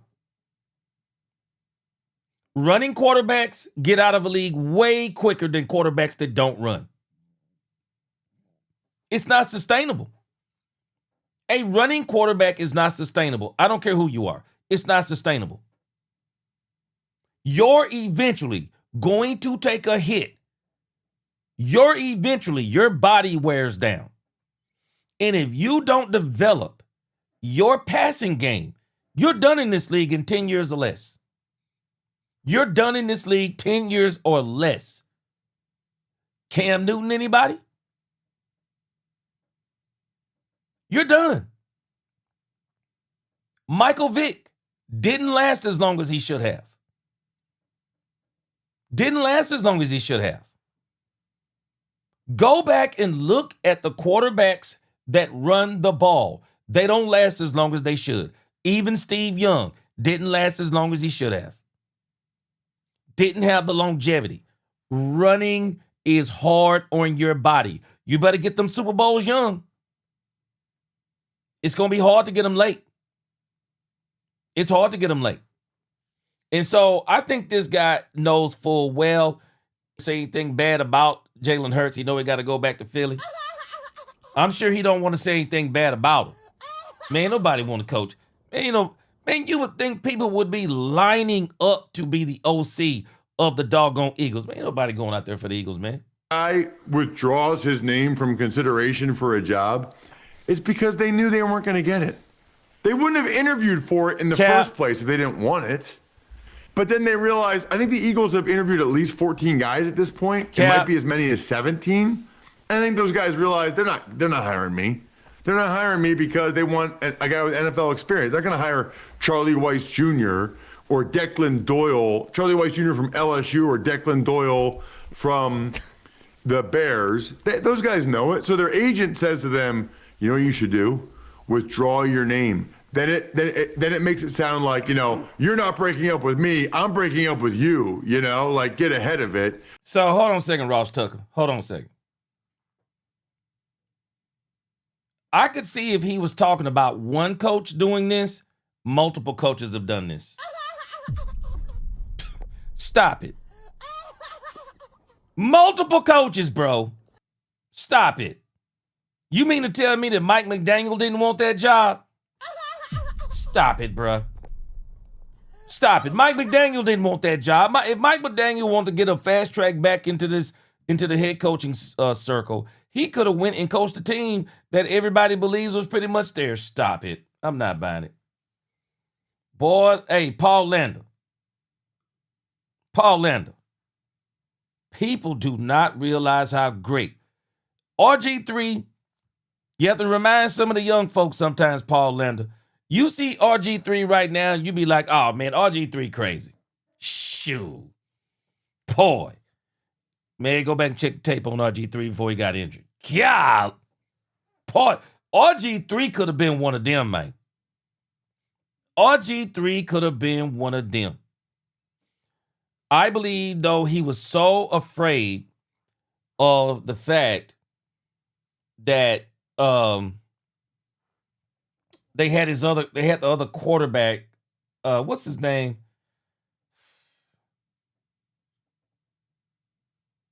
Because Shanahan didn't necessarily want, or at least rumor has it, didn't want RG3. And so he got him a backup. Our boy is still in the league now. Okay, let me get his name. Kirk Cousins. I think RG3 was kind of nervous about Cousins. And I think that's why Dwayne, I don't know what's going on. I'm looking at it I was looking at it online myself. And I don't know what's going on. It looks like, okay, it's back clear now. Hey, man, y'all know we had these Dallas Storms over here. Who knows what's going on? All right. And then we're almost at the end of our show anyway. But let's finish this up. But this guy's capping. Which ultimately, I mean, those guys weren't going to get the job. They're not going to hire someone that doesn't have play calling experience. That would really surprise me. The other thing is, with all these names, the Eagles, I think we can all agree. The Eagles front office and ownership is excellent, and they have a lot of people in their front. Guys was from Goldman Sachs. His brother, Adam, who now works for the Eagles, was from Goldman Sachs. They realize how valuable it is to get consultants and to talk with consultants for your business. I mean, companies pay hundreds of thousands of dollars. So if they can talk to these young OCs, what's the trends? Like, what would you do if you came here to Philly? What would you do with our offense? What would you do with Jalen Hurts? What were we doing wrong? They're just gathering up information. That's the key right there, though. What would you do with Jalen Hurts? What would you do?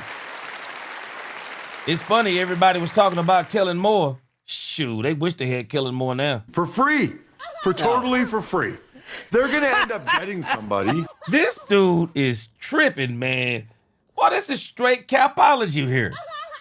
This dude is talking about they interviewed all these people to get a great snapshot of Jalen Hurts. Stop it!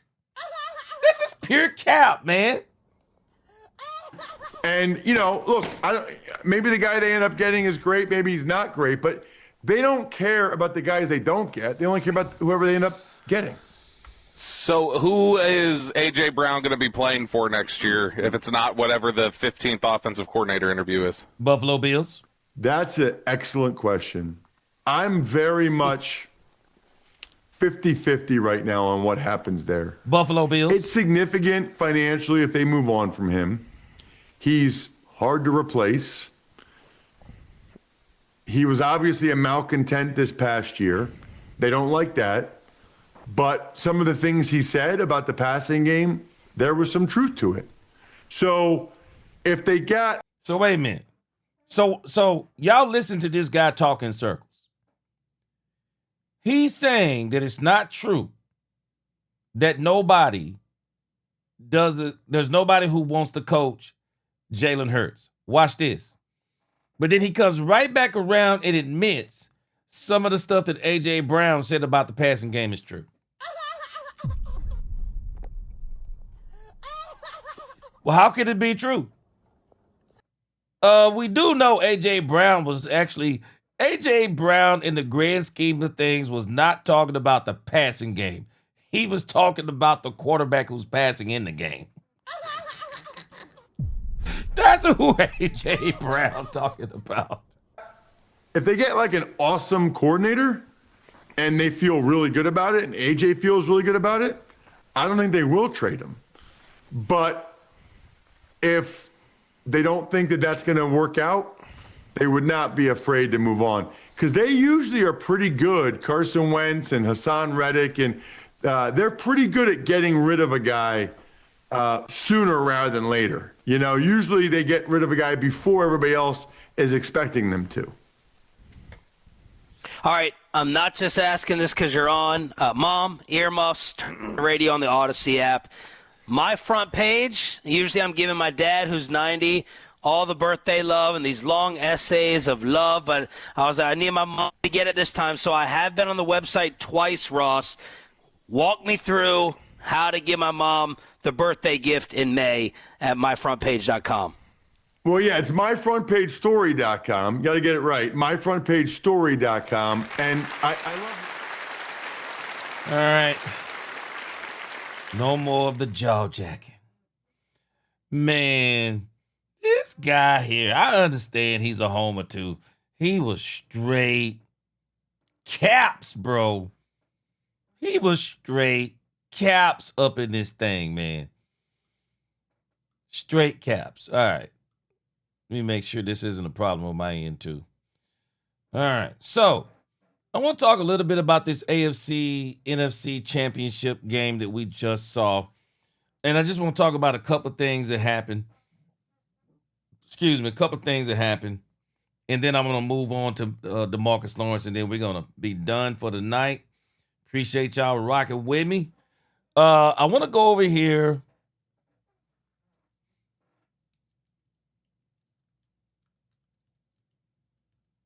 and look at the playoff window one more time and look at the matchups that we had this past weekend. And there were some strange things happening in this game. I want to show you something about the New England Patriots. Y'all remember what I told y'all about winning the Super Bowl? You need what? What did I tell you? You need talent, you need health, and you need luck. And I don't think there's been anybody luckier than the New England Patriots.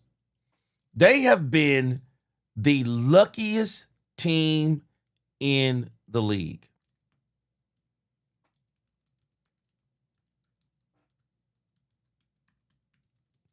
I want you to look at something real quick. You want to talk about absolute luck? When you think about, let me see if I can pull it up.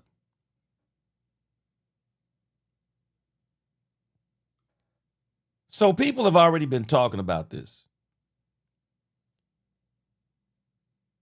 When you look at the list of the quarterbacks that the New England Patriots faced, it is mind-blowing. It is mind-blowing. I don't think you could ever get this lucky again. Let me see if I can pull this up. I thought I had a graph of it. Let me see if I can, let's see.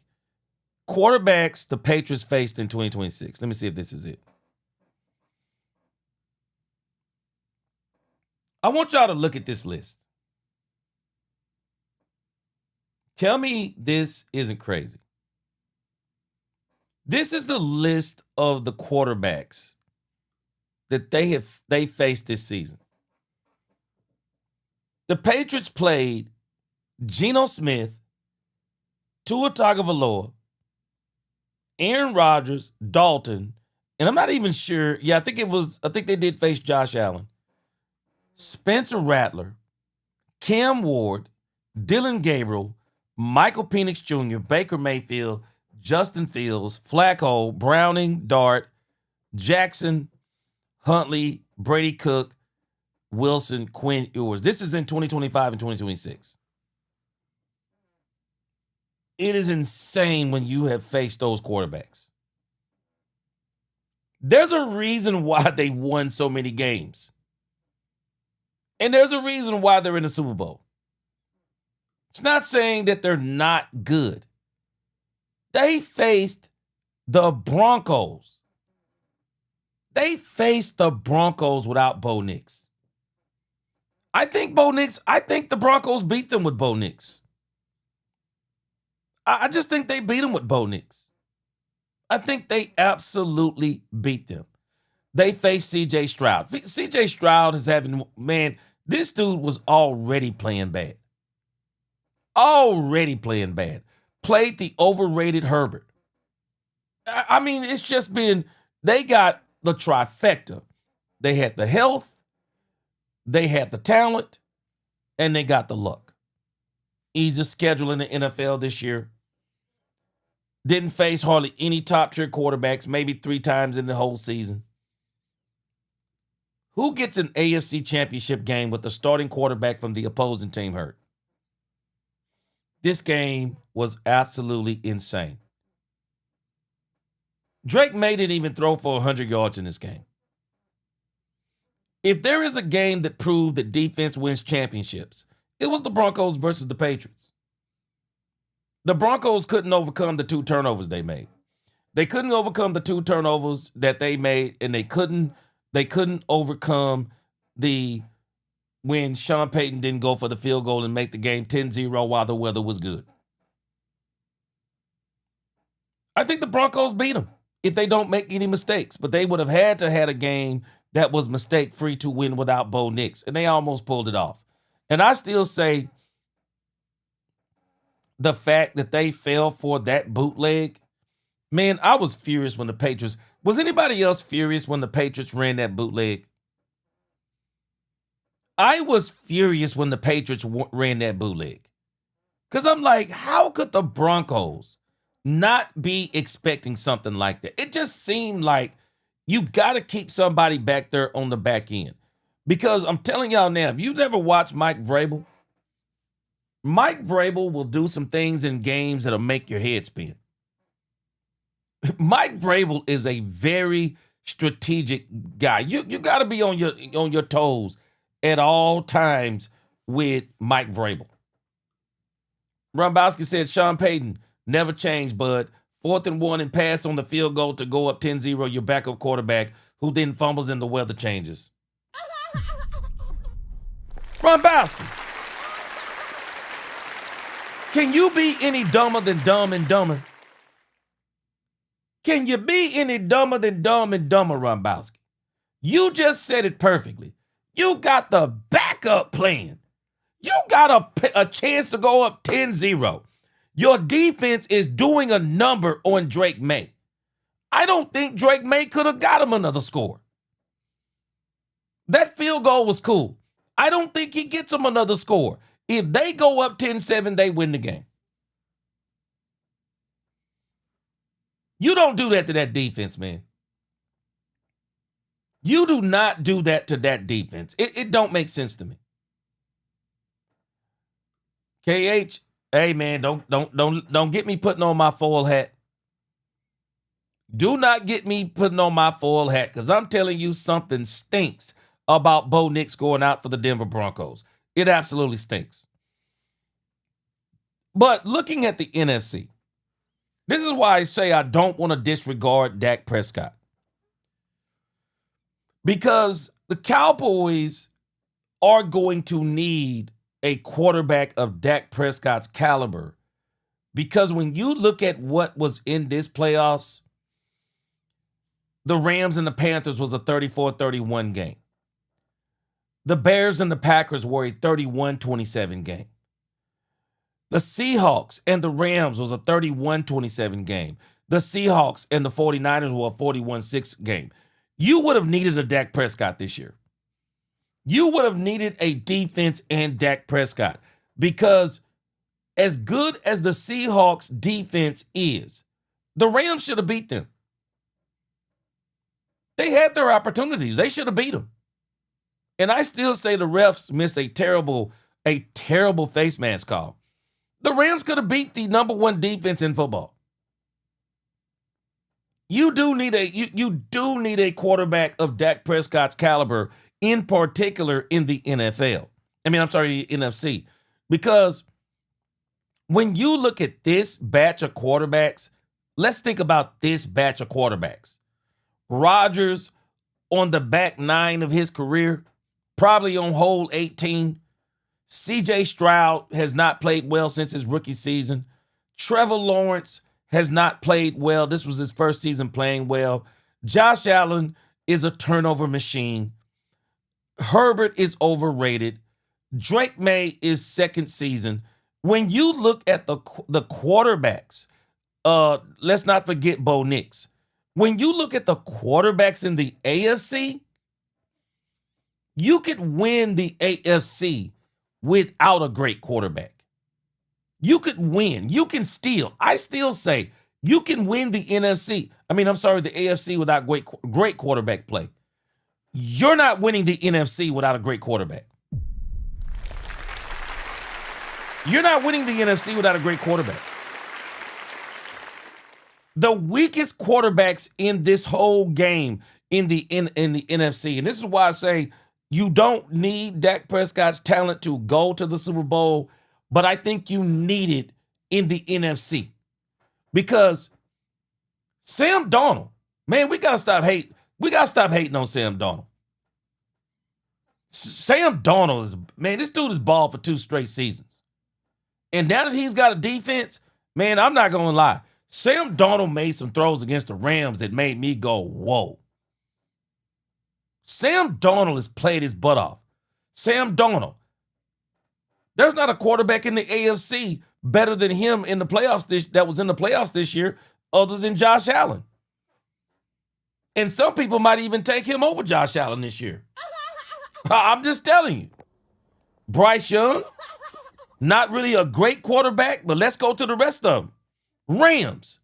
Shoot. Man, that doggone Matthew Stafford. That no-look pass he throws is devastating. Jalen Hurts. Don't let Jalen Hurts fool you. Jalen Hurts can still beat you on the ground. And I think what they're going to try to do with their next OC, they're going to try to get them an OC who can get him back to running the ball. But, man, let me tell you something. Brock Purdy has been playing pretty good, man. Brock Purdy. I would take Brock Purdy over every quarterback in the AFC except for Josh Allen that was in the playoffs this year. I'm taking Brock Purdy over them. And then when you go to the Bears, Caleb Williams, it all depends on what quarter it is with Caleb Williams. And then Jordan Love, he kind of Dr. Jekyll and Mr. Hyde. It all depends on where he is. But when I look at the NFC actually has 2 elite quarterbacks and a very good to great quarterback. Sam Darnold, I got to put him in the elite category right now. I have to put Sam Darnold in the elite quarterback based on what I've been seeing. The Rams, Matthew Stafford, man, he's an elite quarterback.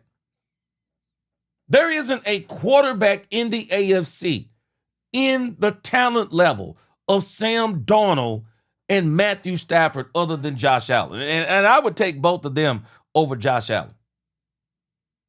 So in the NFC, if you want to get to the Super Bowl, you do need a Dak Prescott level quarterback.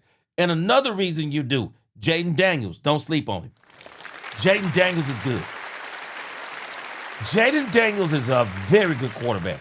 So the quarterback play in the NFC, man, it's on a whole nother level than the AFC. And don't get me wrong, the AFC got some too. You know, they got the Patrick Mahomes, they got the Joe Burrows, they got the Lamar Jacksons. But I can tell you this, they were not in the playoffs this year. Even this year in the NFC, the AFC, Dak would have ran through that. NFC, Dak would have needed a defense to get through the NFC. The Panthers beat us because our defense wasn't good. The Bears beat us because our defense wasn't good. The Packers put up 40 because our defense wasn't good. Every one of these teams that we would have played in the NFC, we not only would have needed great defensive play, we would have needed Dak Prescott. Dak would have had to play his butt off. I'm telling you right now, the Seahawks and the Rams, Dak would have had to play his butt off, and Brian Schottenheimer would have had to call the games, not the game. He would have had to call the games of his life. I want y'all to think about the Cowboys. The Cowboys would have had to run through Seahawks, Bears, and probably the Rams. Oh, yeah, they would have needed Dak Prescott.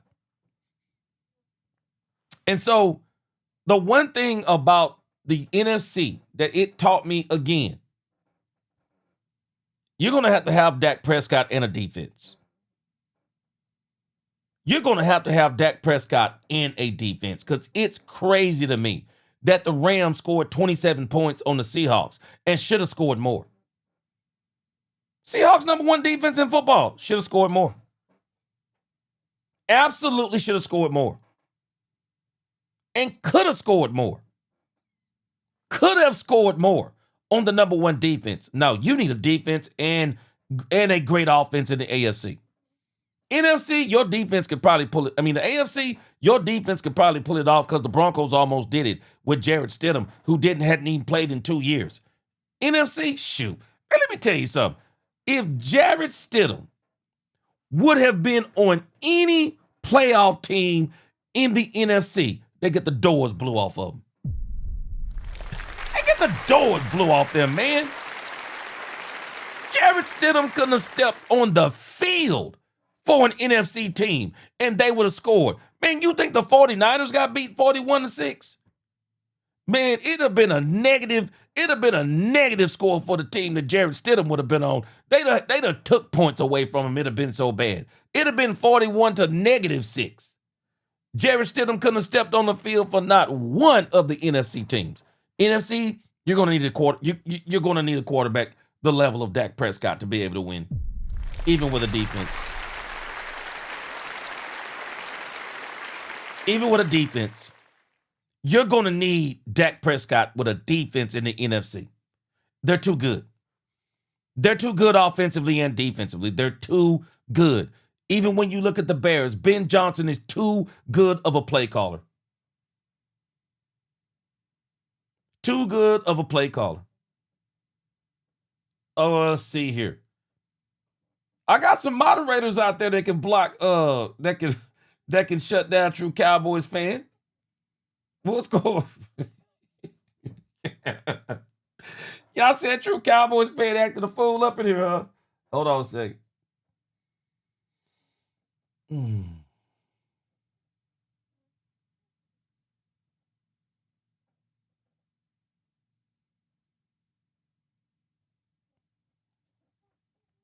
right, like I said, I got some wrench holders out there. But again, Dak Prescott in the NFC, he's going to need a defense to overcome this. Because the NFC is continuing to get better. He's going to need a defense. He really is. Dak Prescott's going to need a top-tier defense. These defenses in the NFC are good, but the quarterback play is good too. Got to give Sam Darnold his credit, man. Sam Darnold is doing his thing. He's doing it. Ain't nothing I can say about it. So for me, my biggest takeaway for the Cowboys, they have got to get Dak Prescott more help. Y'all want to know why Sam Darnold is doing what he's doing? Sam Darnold has got an excellent team. I've been saying this for the last 3 weeks. Me and my sons have been talking about the playoffs. Seattle Seahawks. Y'all tell me if y'all see the same thing. They are the most complete team they have been the most complete team in the playoffs to me. They have a great offense. They have a great defense. And what people underrate about the Seahawks, they have great special teams. The Seahawks are the most complete team in the whole show this year. Y'all tell me where y'all on that. I think they're the most complete team out there. I do. They're the most complete team. They are the most complete team. And this is why the Cowboys, they can't even look past they can't even look past special teams. They can't even look past special teams. And again, True Cowboys fan, I don't put the 14 and the 10 points. I don't put that on Dak Prescott. Brian Schottenheimer is not a great play caller. I think he's good. I don't even know. I don't think he's good all the time consistently. Brian Schottenheimer against the Bears. Brian Schottenheimer got out-called. Brian Schottenheimer, with his non-aggressive on-the-road play calling self, mediocre play calling on the road self, playing not to lose self on the road, Brian Schottenheimer is not a great play caller. This is why, true Cowboys fan, I've been calling for Brian Schottenheimer not to be the play caller for the Cowboys almost since mid-season. No, Dak, you don't get, true Cowboys fan, if you're holding Dak Prescott, CeeDee Lamb, George Pickens, Javonte Williams, Jake Ferguson, Kevontae Turpin, and Ryan Flanoy, if you hold that offense to 14 points and 10 points, that is not the quarterback and those players. That is the play calling, man. It's the play calling. Go back and look at the games the Cowboys have lost. Man, Brian Schottenheimer, I've been saying this. He is not a good play caller. He has actually been benefiting from how great Dak Prescott has been playing. We've seen Dak Prescott do this before. We've seen Dak Prescott do this before. Dak Prescott, you don't have to worry. Dak gonna do his thing. But what we did see too is that when defenses simply said, we're going to take away George Pickens, we're going to take away George Pickens and make you beat us with Dak and CD. There is no way. Brian Schottenheimer even took responsibility for it. Brian Schottenheimer said, when I saw teams taking away the slant play for George Pickens, taking away the comeback route for George Pickens, I should have been better and made adjustments. Why didn't you do it? Let me go even further. You know how I know what I'm saying is true? Do y'all know that the Seattle Seahawks, they don't even have the talent that the Cowboys have on offense? Njigba is a great wide receiver, but they don't have two Njigbas. Man, we got CeeDee Lamb and George Pickens. But what I do see with the Seattle Seahawks, I see them running wide open all the time. Great play calling. I don't know if y'all watched all of the Seattle Rams game, but the OC for the Seattle Seahawks, he called a play that was so insane. I had to go back and watch that play 3 times. This dude ran a play with Jackson Smith and Njigba and the 2 wide receivers. He lined up trips on the left side. Tell me if y'all remember this play. And I think it might have been the play that broke the Rams' back. He ran a play where they put in Njigba to where he ran in between the 2 wide receivers that were running out. And the 1 wide receiver inside, he ran towards the goalpost and he took a safety with him. And Njigba keeps running up and then runs an out to the corner of the end zone while the wide receiver who was on the outside runs, and then he runs about an 8-yard comeback and took the corner with him and left Njigba. I mean, he was so wide open, it was ridiculous. Why? Great play design. Great play design. Just insane play design. And I'm watching us, and I'm like, why don't we call plays like that? We are so Dak Prescott dependent. We don't. I'm telling y'all, it needs to be studied at how Dak Prescott dependent we are. We are Dak Prescott dependent. We don't have elite play calling on this team. We have average play calling with great quarterback play. You know how I know I'm telling the truth? Why does Dak Prescott keep leading the league in tight window throws? Why do we think that is? Have you not watched games and asked yourself, man, my wife is not even a football aficionado. We'll be watching the game, and my wife goes, why don't our players run wide open like that? My wife will ask me this. She'll go, George, when I watch the Rams, when I watch the Seahawks, man, we're watching the Bears, and they don't have nowhere the talent the Cowboys have. We're watching them run wide open.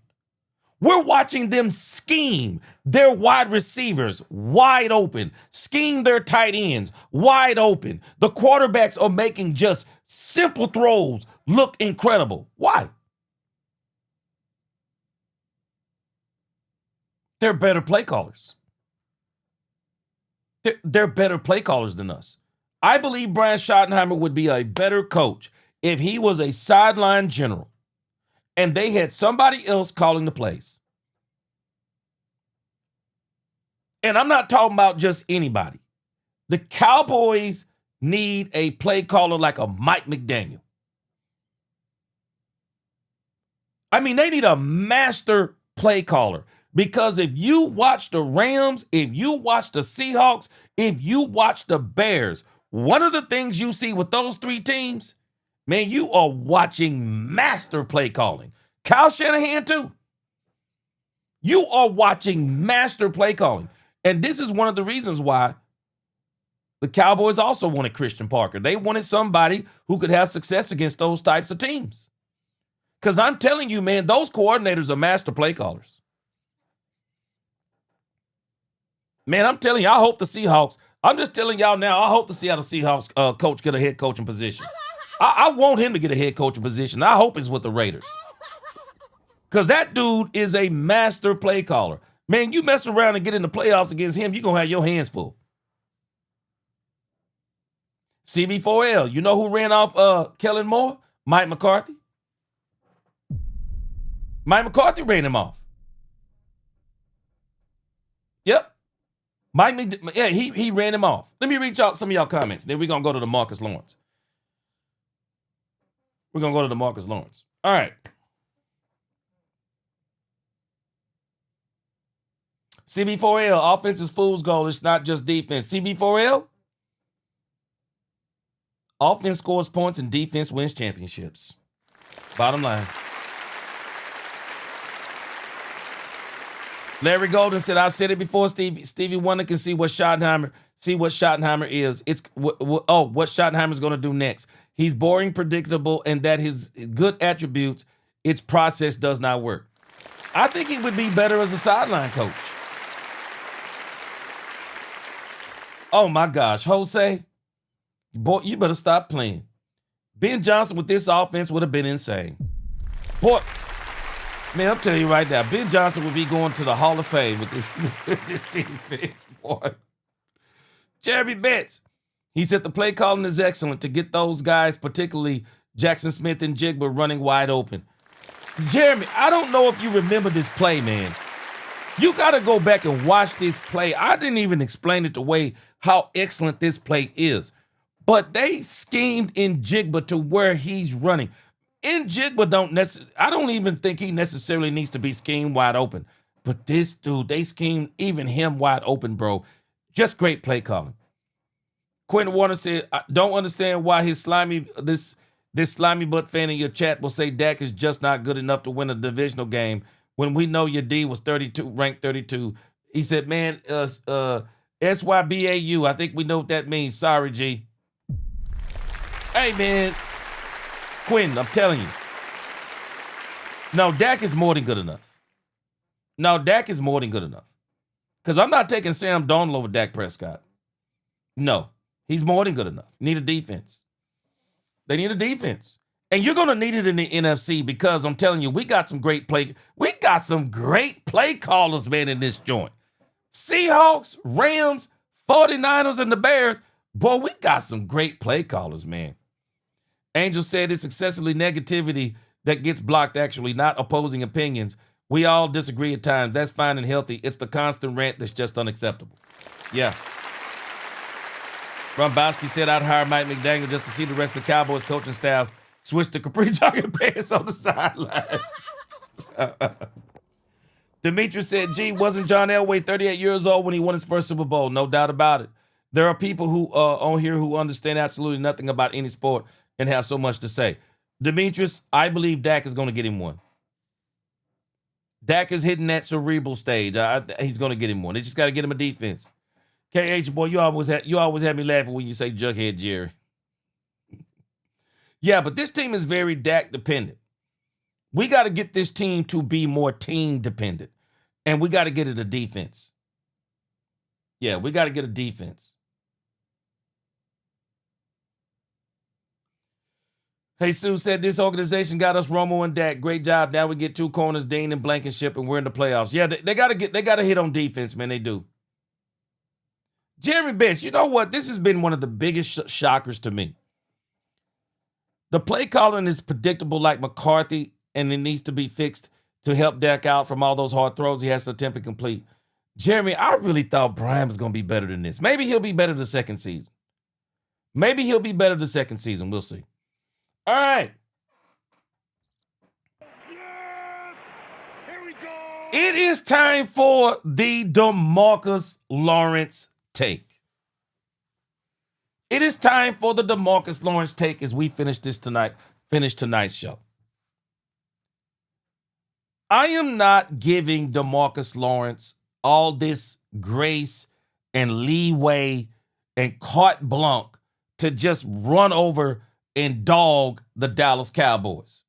And I'm going to tell you the reason why, because some folks need to go back and to remember some things about DeMarcus Lawrence. Y'all do know why the Cowboys were never going to win a Super Bowl with DeMarcus Lawrence here? Can somebody tell the truth? DeMarcus Lawrence was a part of the reason they were never going to win a Super Bowl here. Do y'all realize that when DeMarcus Lawrence was here, he stayed hurt? DeMarcus Lawrence stayed hurt. If it wasn't a major injury, it was a minor injury. If it wasn't a major injury, he was all nicked up. DeMarcus Lawrence was a part of the reason why the Cowboys were not going to win a Super Bowl while he was here. Man, let's not forget this stuff. I'm telling y'all, I told you at the beginning, we got to start having our memories. We got to get our memories jogged. This man, 2016, back issue, missed 7 games. 2014, fractured foot during training camp, delayed his debut. 2021, fractured fifth metatarsal, sustained a broken foot in practice following week 1, requiring surgery, making him miss 9 games. What? Even in between 2021 and 2024, DeMarcus Lawrence nicked up. Do y'all realize he also came back in 2024? He got hurt. Week 4 against the Giants, we never saw him again.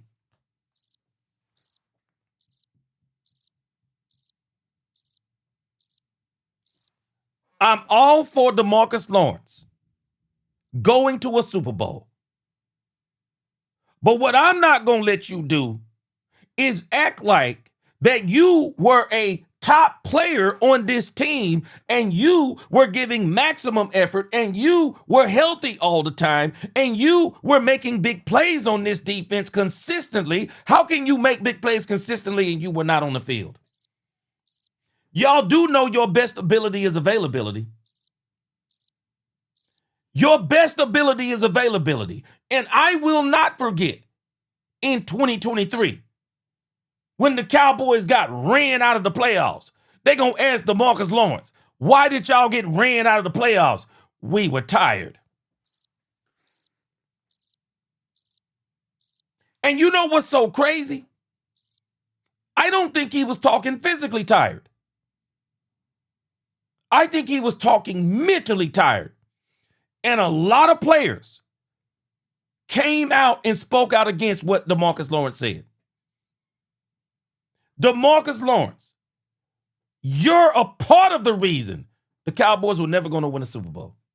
Because, I'm sorry, you were never going to stay healthy long enough on the Cowboys to be able to win a Super Bowl. Because I'm going to give you another take on DeMarcus Lawrence. Watch this. Tell me I'm wrong. Tell me I'm wrong on DeMarcus Lawrence. You want to know why another reason they were never going to win a Super Bowl with DeMarcus Lawrence in Dallas? We were not going to win? Because when we needed DeMarcus Lawrence to be the guy, he never could be the guy. Period in the story. Period in the story.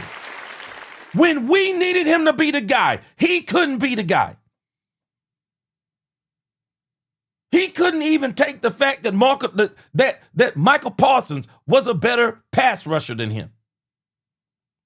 Yep, his ego was a part of it too.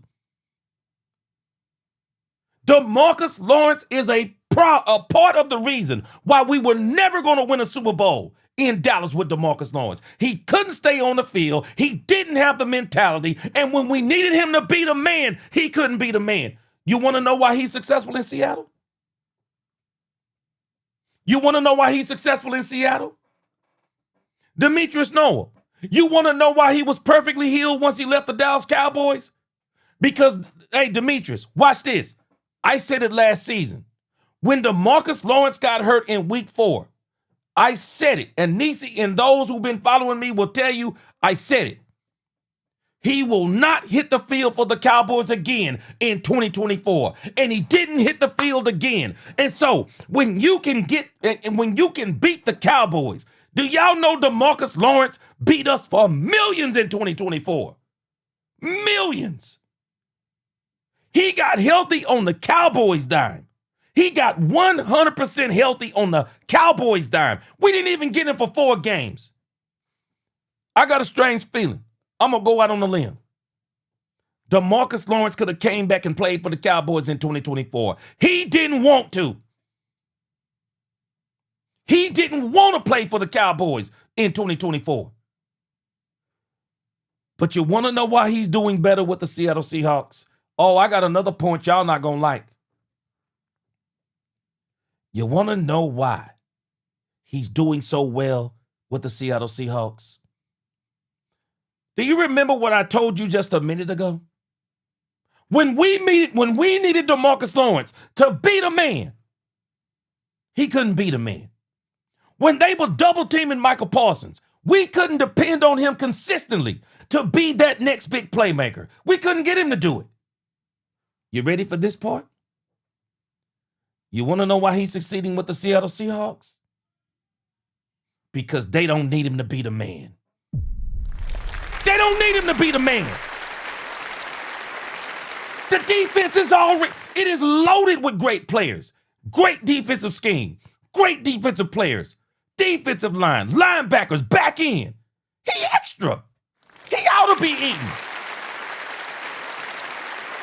He ought to be eaten.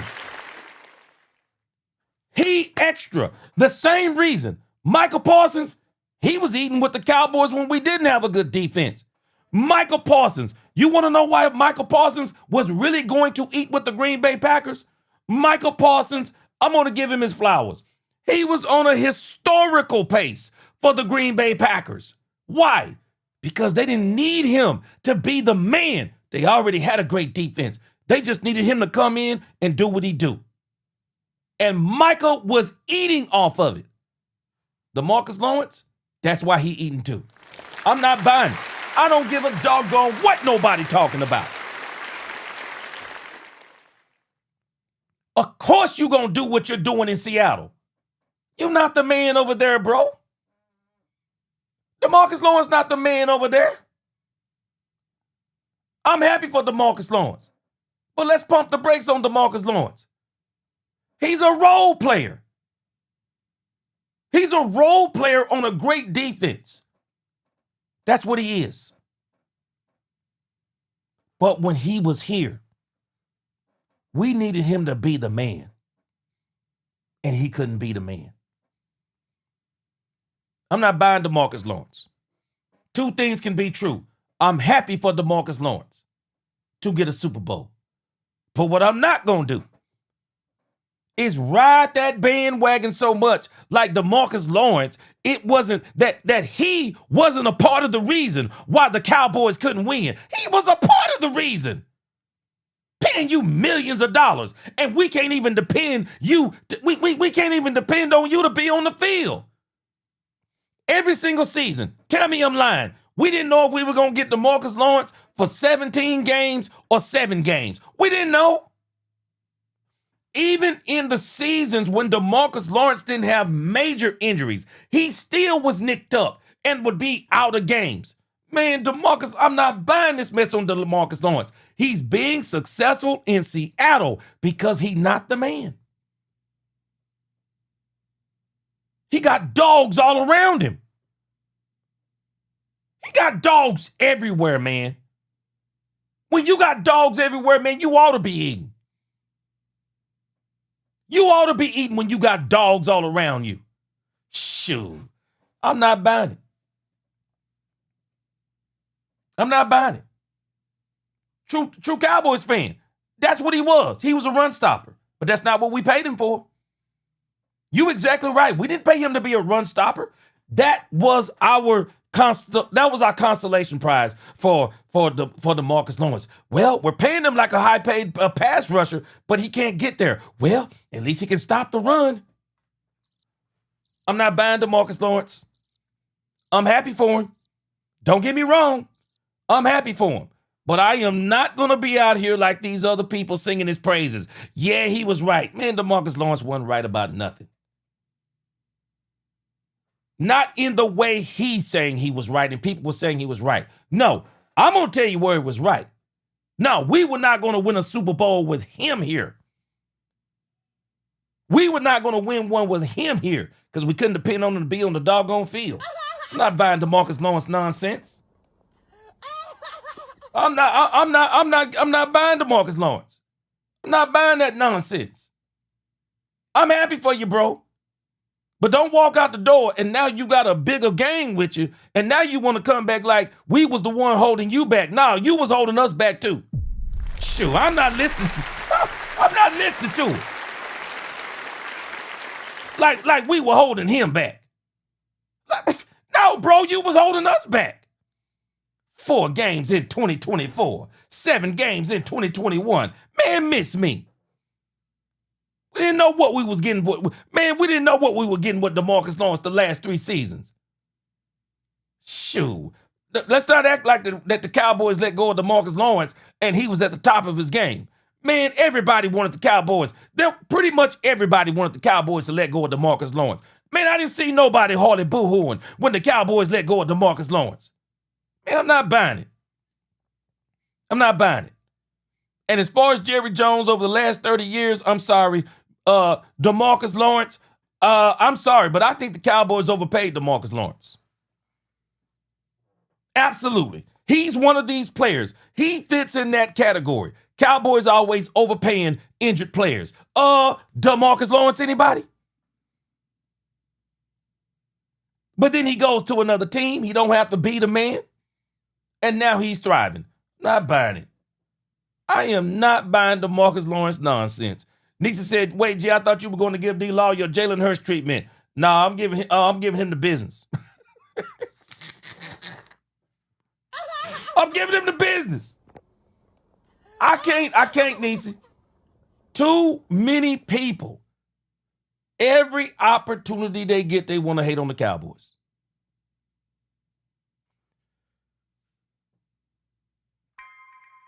The story is not over for the Cowboys. It's not over. I want y'all to understand something.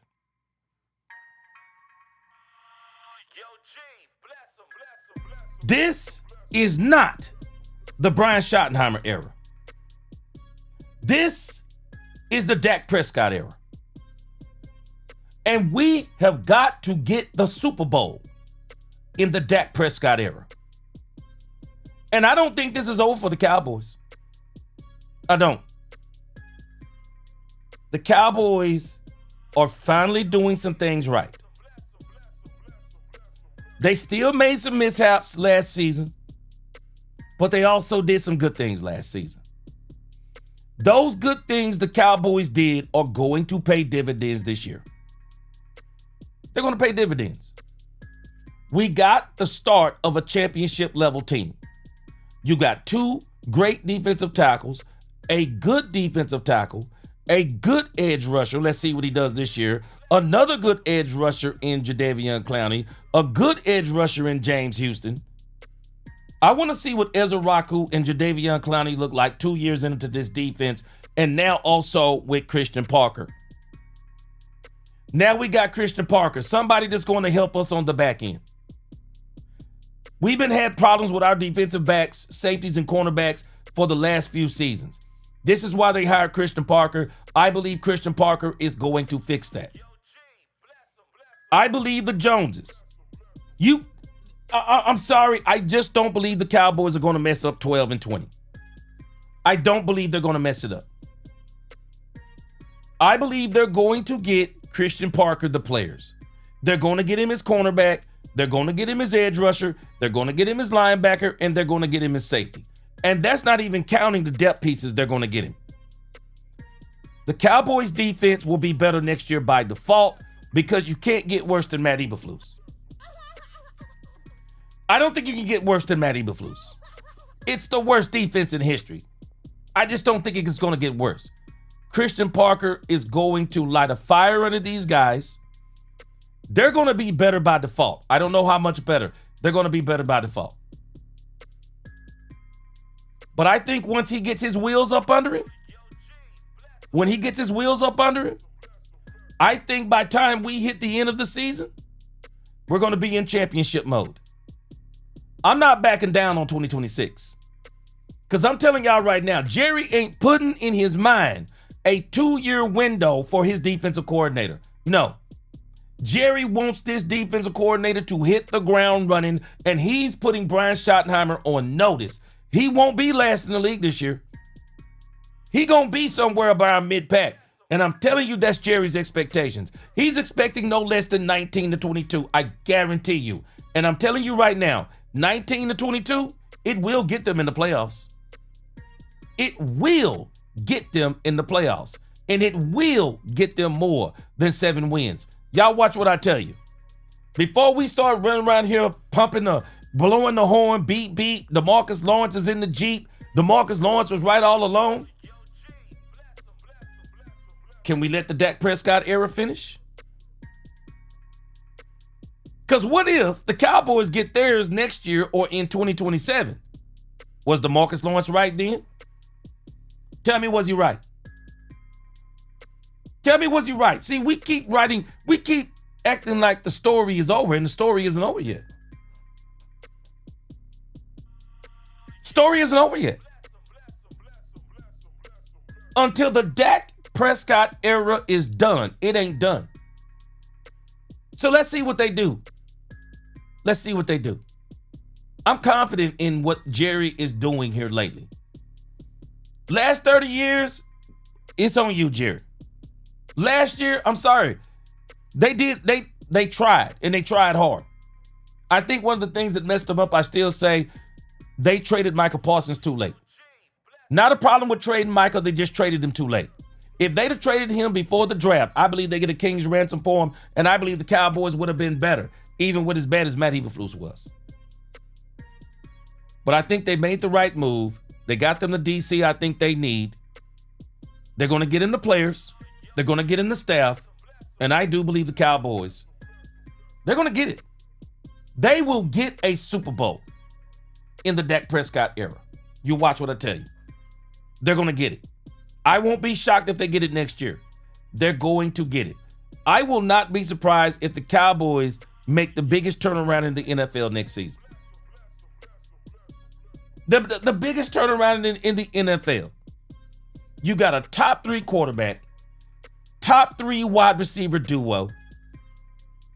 You got one of the best center guard in the league. And they're going to help your running game no matter who you bring in here. I believe they are going to win it. Booby D, he said D-Law ain't ish. Hey, I'm telling you, Booby D, I ain't giving him all that leeway like everybody else. I'm not giving it to him. I'm not giving it to him. He was a part of the reason why we couldn't get the Super Bowls here. Rena Zanguini said we only won trophies when defenses was given less than 20 points per game. I'm telling you. You watch what I tell you. I'm confident in the Cowboys. We're going to get it. Y'all stay tuned. This is still the Dak Prescott era. It ain't over yet. It is not over. So let's stop saying DeMarcus Lawrence is right. It ain't over. It ain't over. Until this team turns totally over and they go into the next quarterback era, my money is still on the Cowboys getting one in 2026, no later than 2027. I'm still there. I'm still there. Angela said, Bible says we're 2 or 3 gathered together. I believe it too, G. Yeah, we're going to get us one. And I want to see everybody did say DeMarcus Lawrence was right. We're going to get us one. Davion Wallace, as long as we got Dak, we got a shot. Yeah, we're going to get us one. And I'm going to give Jerry credit. Jerry has went out, and Jerry has gotten Brian Schottenheimer what he wants. He's got somebody who's similar to him in nature. He got him what he wanted. And I think it's gonna pay dividends. CBL said, no, Romo Kraft was just as good as Brady's on the field. Give Romo those defenses. CBL, I was telling my wife today. I told my wife today, if you gave Tony Romo and Dak Prescott the Dallas Cowboys 1992 defense, they'd have won Super Bowls too. I'm not telling you they're better than than Troy Aikman. I'm just telling you they would have got them too. Man, defenses win championships. Man, when you can knock one of the best quarterbacks in the league out in the first quarter, you're going to win a lot of Super Bowls too. They knocked Jim Kelly out. I think it was the first quarter. Knocked him out. You didn't think they were going to beat the brakes off the Buffalo Bills? Man, you knock a quarterback out in the first quarter of the opposing team, you're going to win a lot of those. You're going to win a lot of those. Daddy said, yep, Trayvon Diggs and DeMarcus Lawrence, 2 major problem players who we wish never was on our team. That's why I say, man, D-Law getting over there.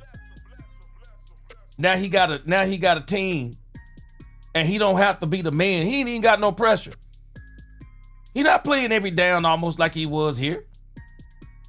Man, D-Law is extra over there. And that's why he eating. Kevin Edwards said, I don't blame D-Law. I'm not blaming him either.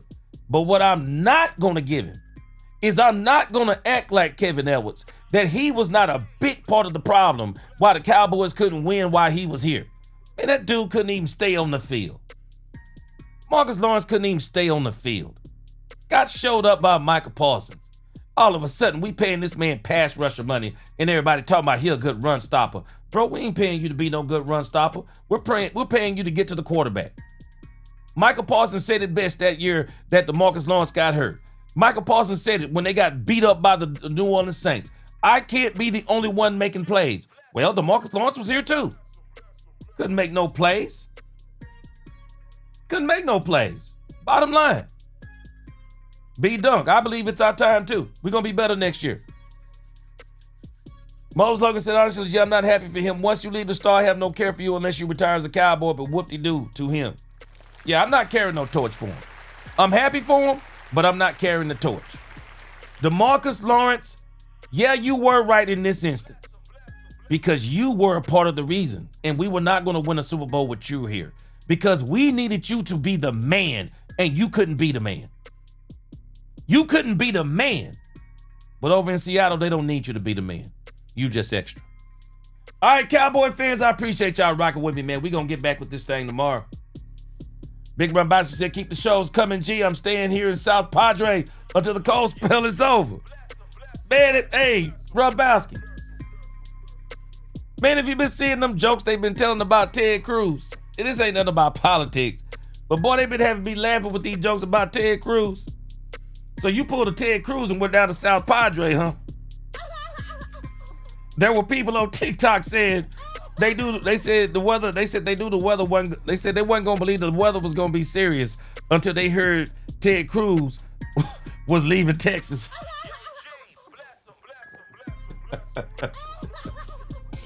Boy, they had me laughing. They had me rolling, boy.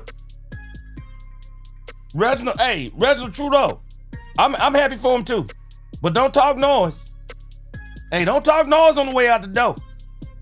Hey, I'm glad for you to get your Super Bowl, but don't talk noise on the way out the door. Like you wasn't a part of why this team wasn't winning. That's why I was laughing at him the first time. And this dude running around here talking like he wasn't a part of the team. Well, I guess you could consider yourself not being a part of the team when you couldn't stay healthy. Shoot, couldn't stay healthy? I guess you are. I guess you are. I guess you were right about you wasn't gonna win. No, you were part of the reason why we wasn't gonna win. Let's keep it a buck. Let's keep it real. Fred Bell says Super Bowl Cowboys for year 27 get to the playoffs first. They get there next year. They get to the playoffs next year. But again, hey, anything could happen. They're good enough offensively. They got a good enough quarterback.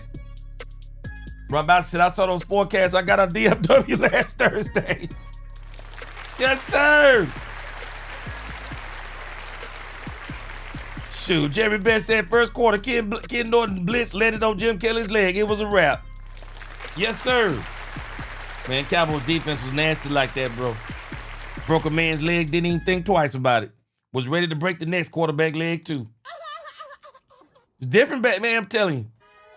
All right, Cowboys fans. Hey, man, don't y'all lose hope. Don't y'all let this media get y'all down. Our Cowboys are on the right track. This is the best track I've seen them on in 30 years. Last year, I said it was feeling kind of 1991-ish. More like 1991-ish, 1990-ish. I believe this year they'll be more 1991-ish. By the end of the year, they might even be 1992-ish. We are going to get that chip. Book it. You watch what I tell you. 2026, no later than 2027. I've been saying it for a year now. I believe they get a Super Bowl in the next 2 years. They will get a Super Bowl in this Dak Prescott era. All right, guys, I appreciate y'all rocking with me until the next time. DC4L, God bless. Let's talk Cowboys and we talk facts. Peace.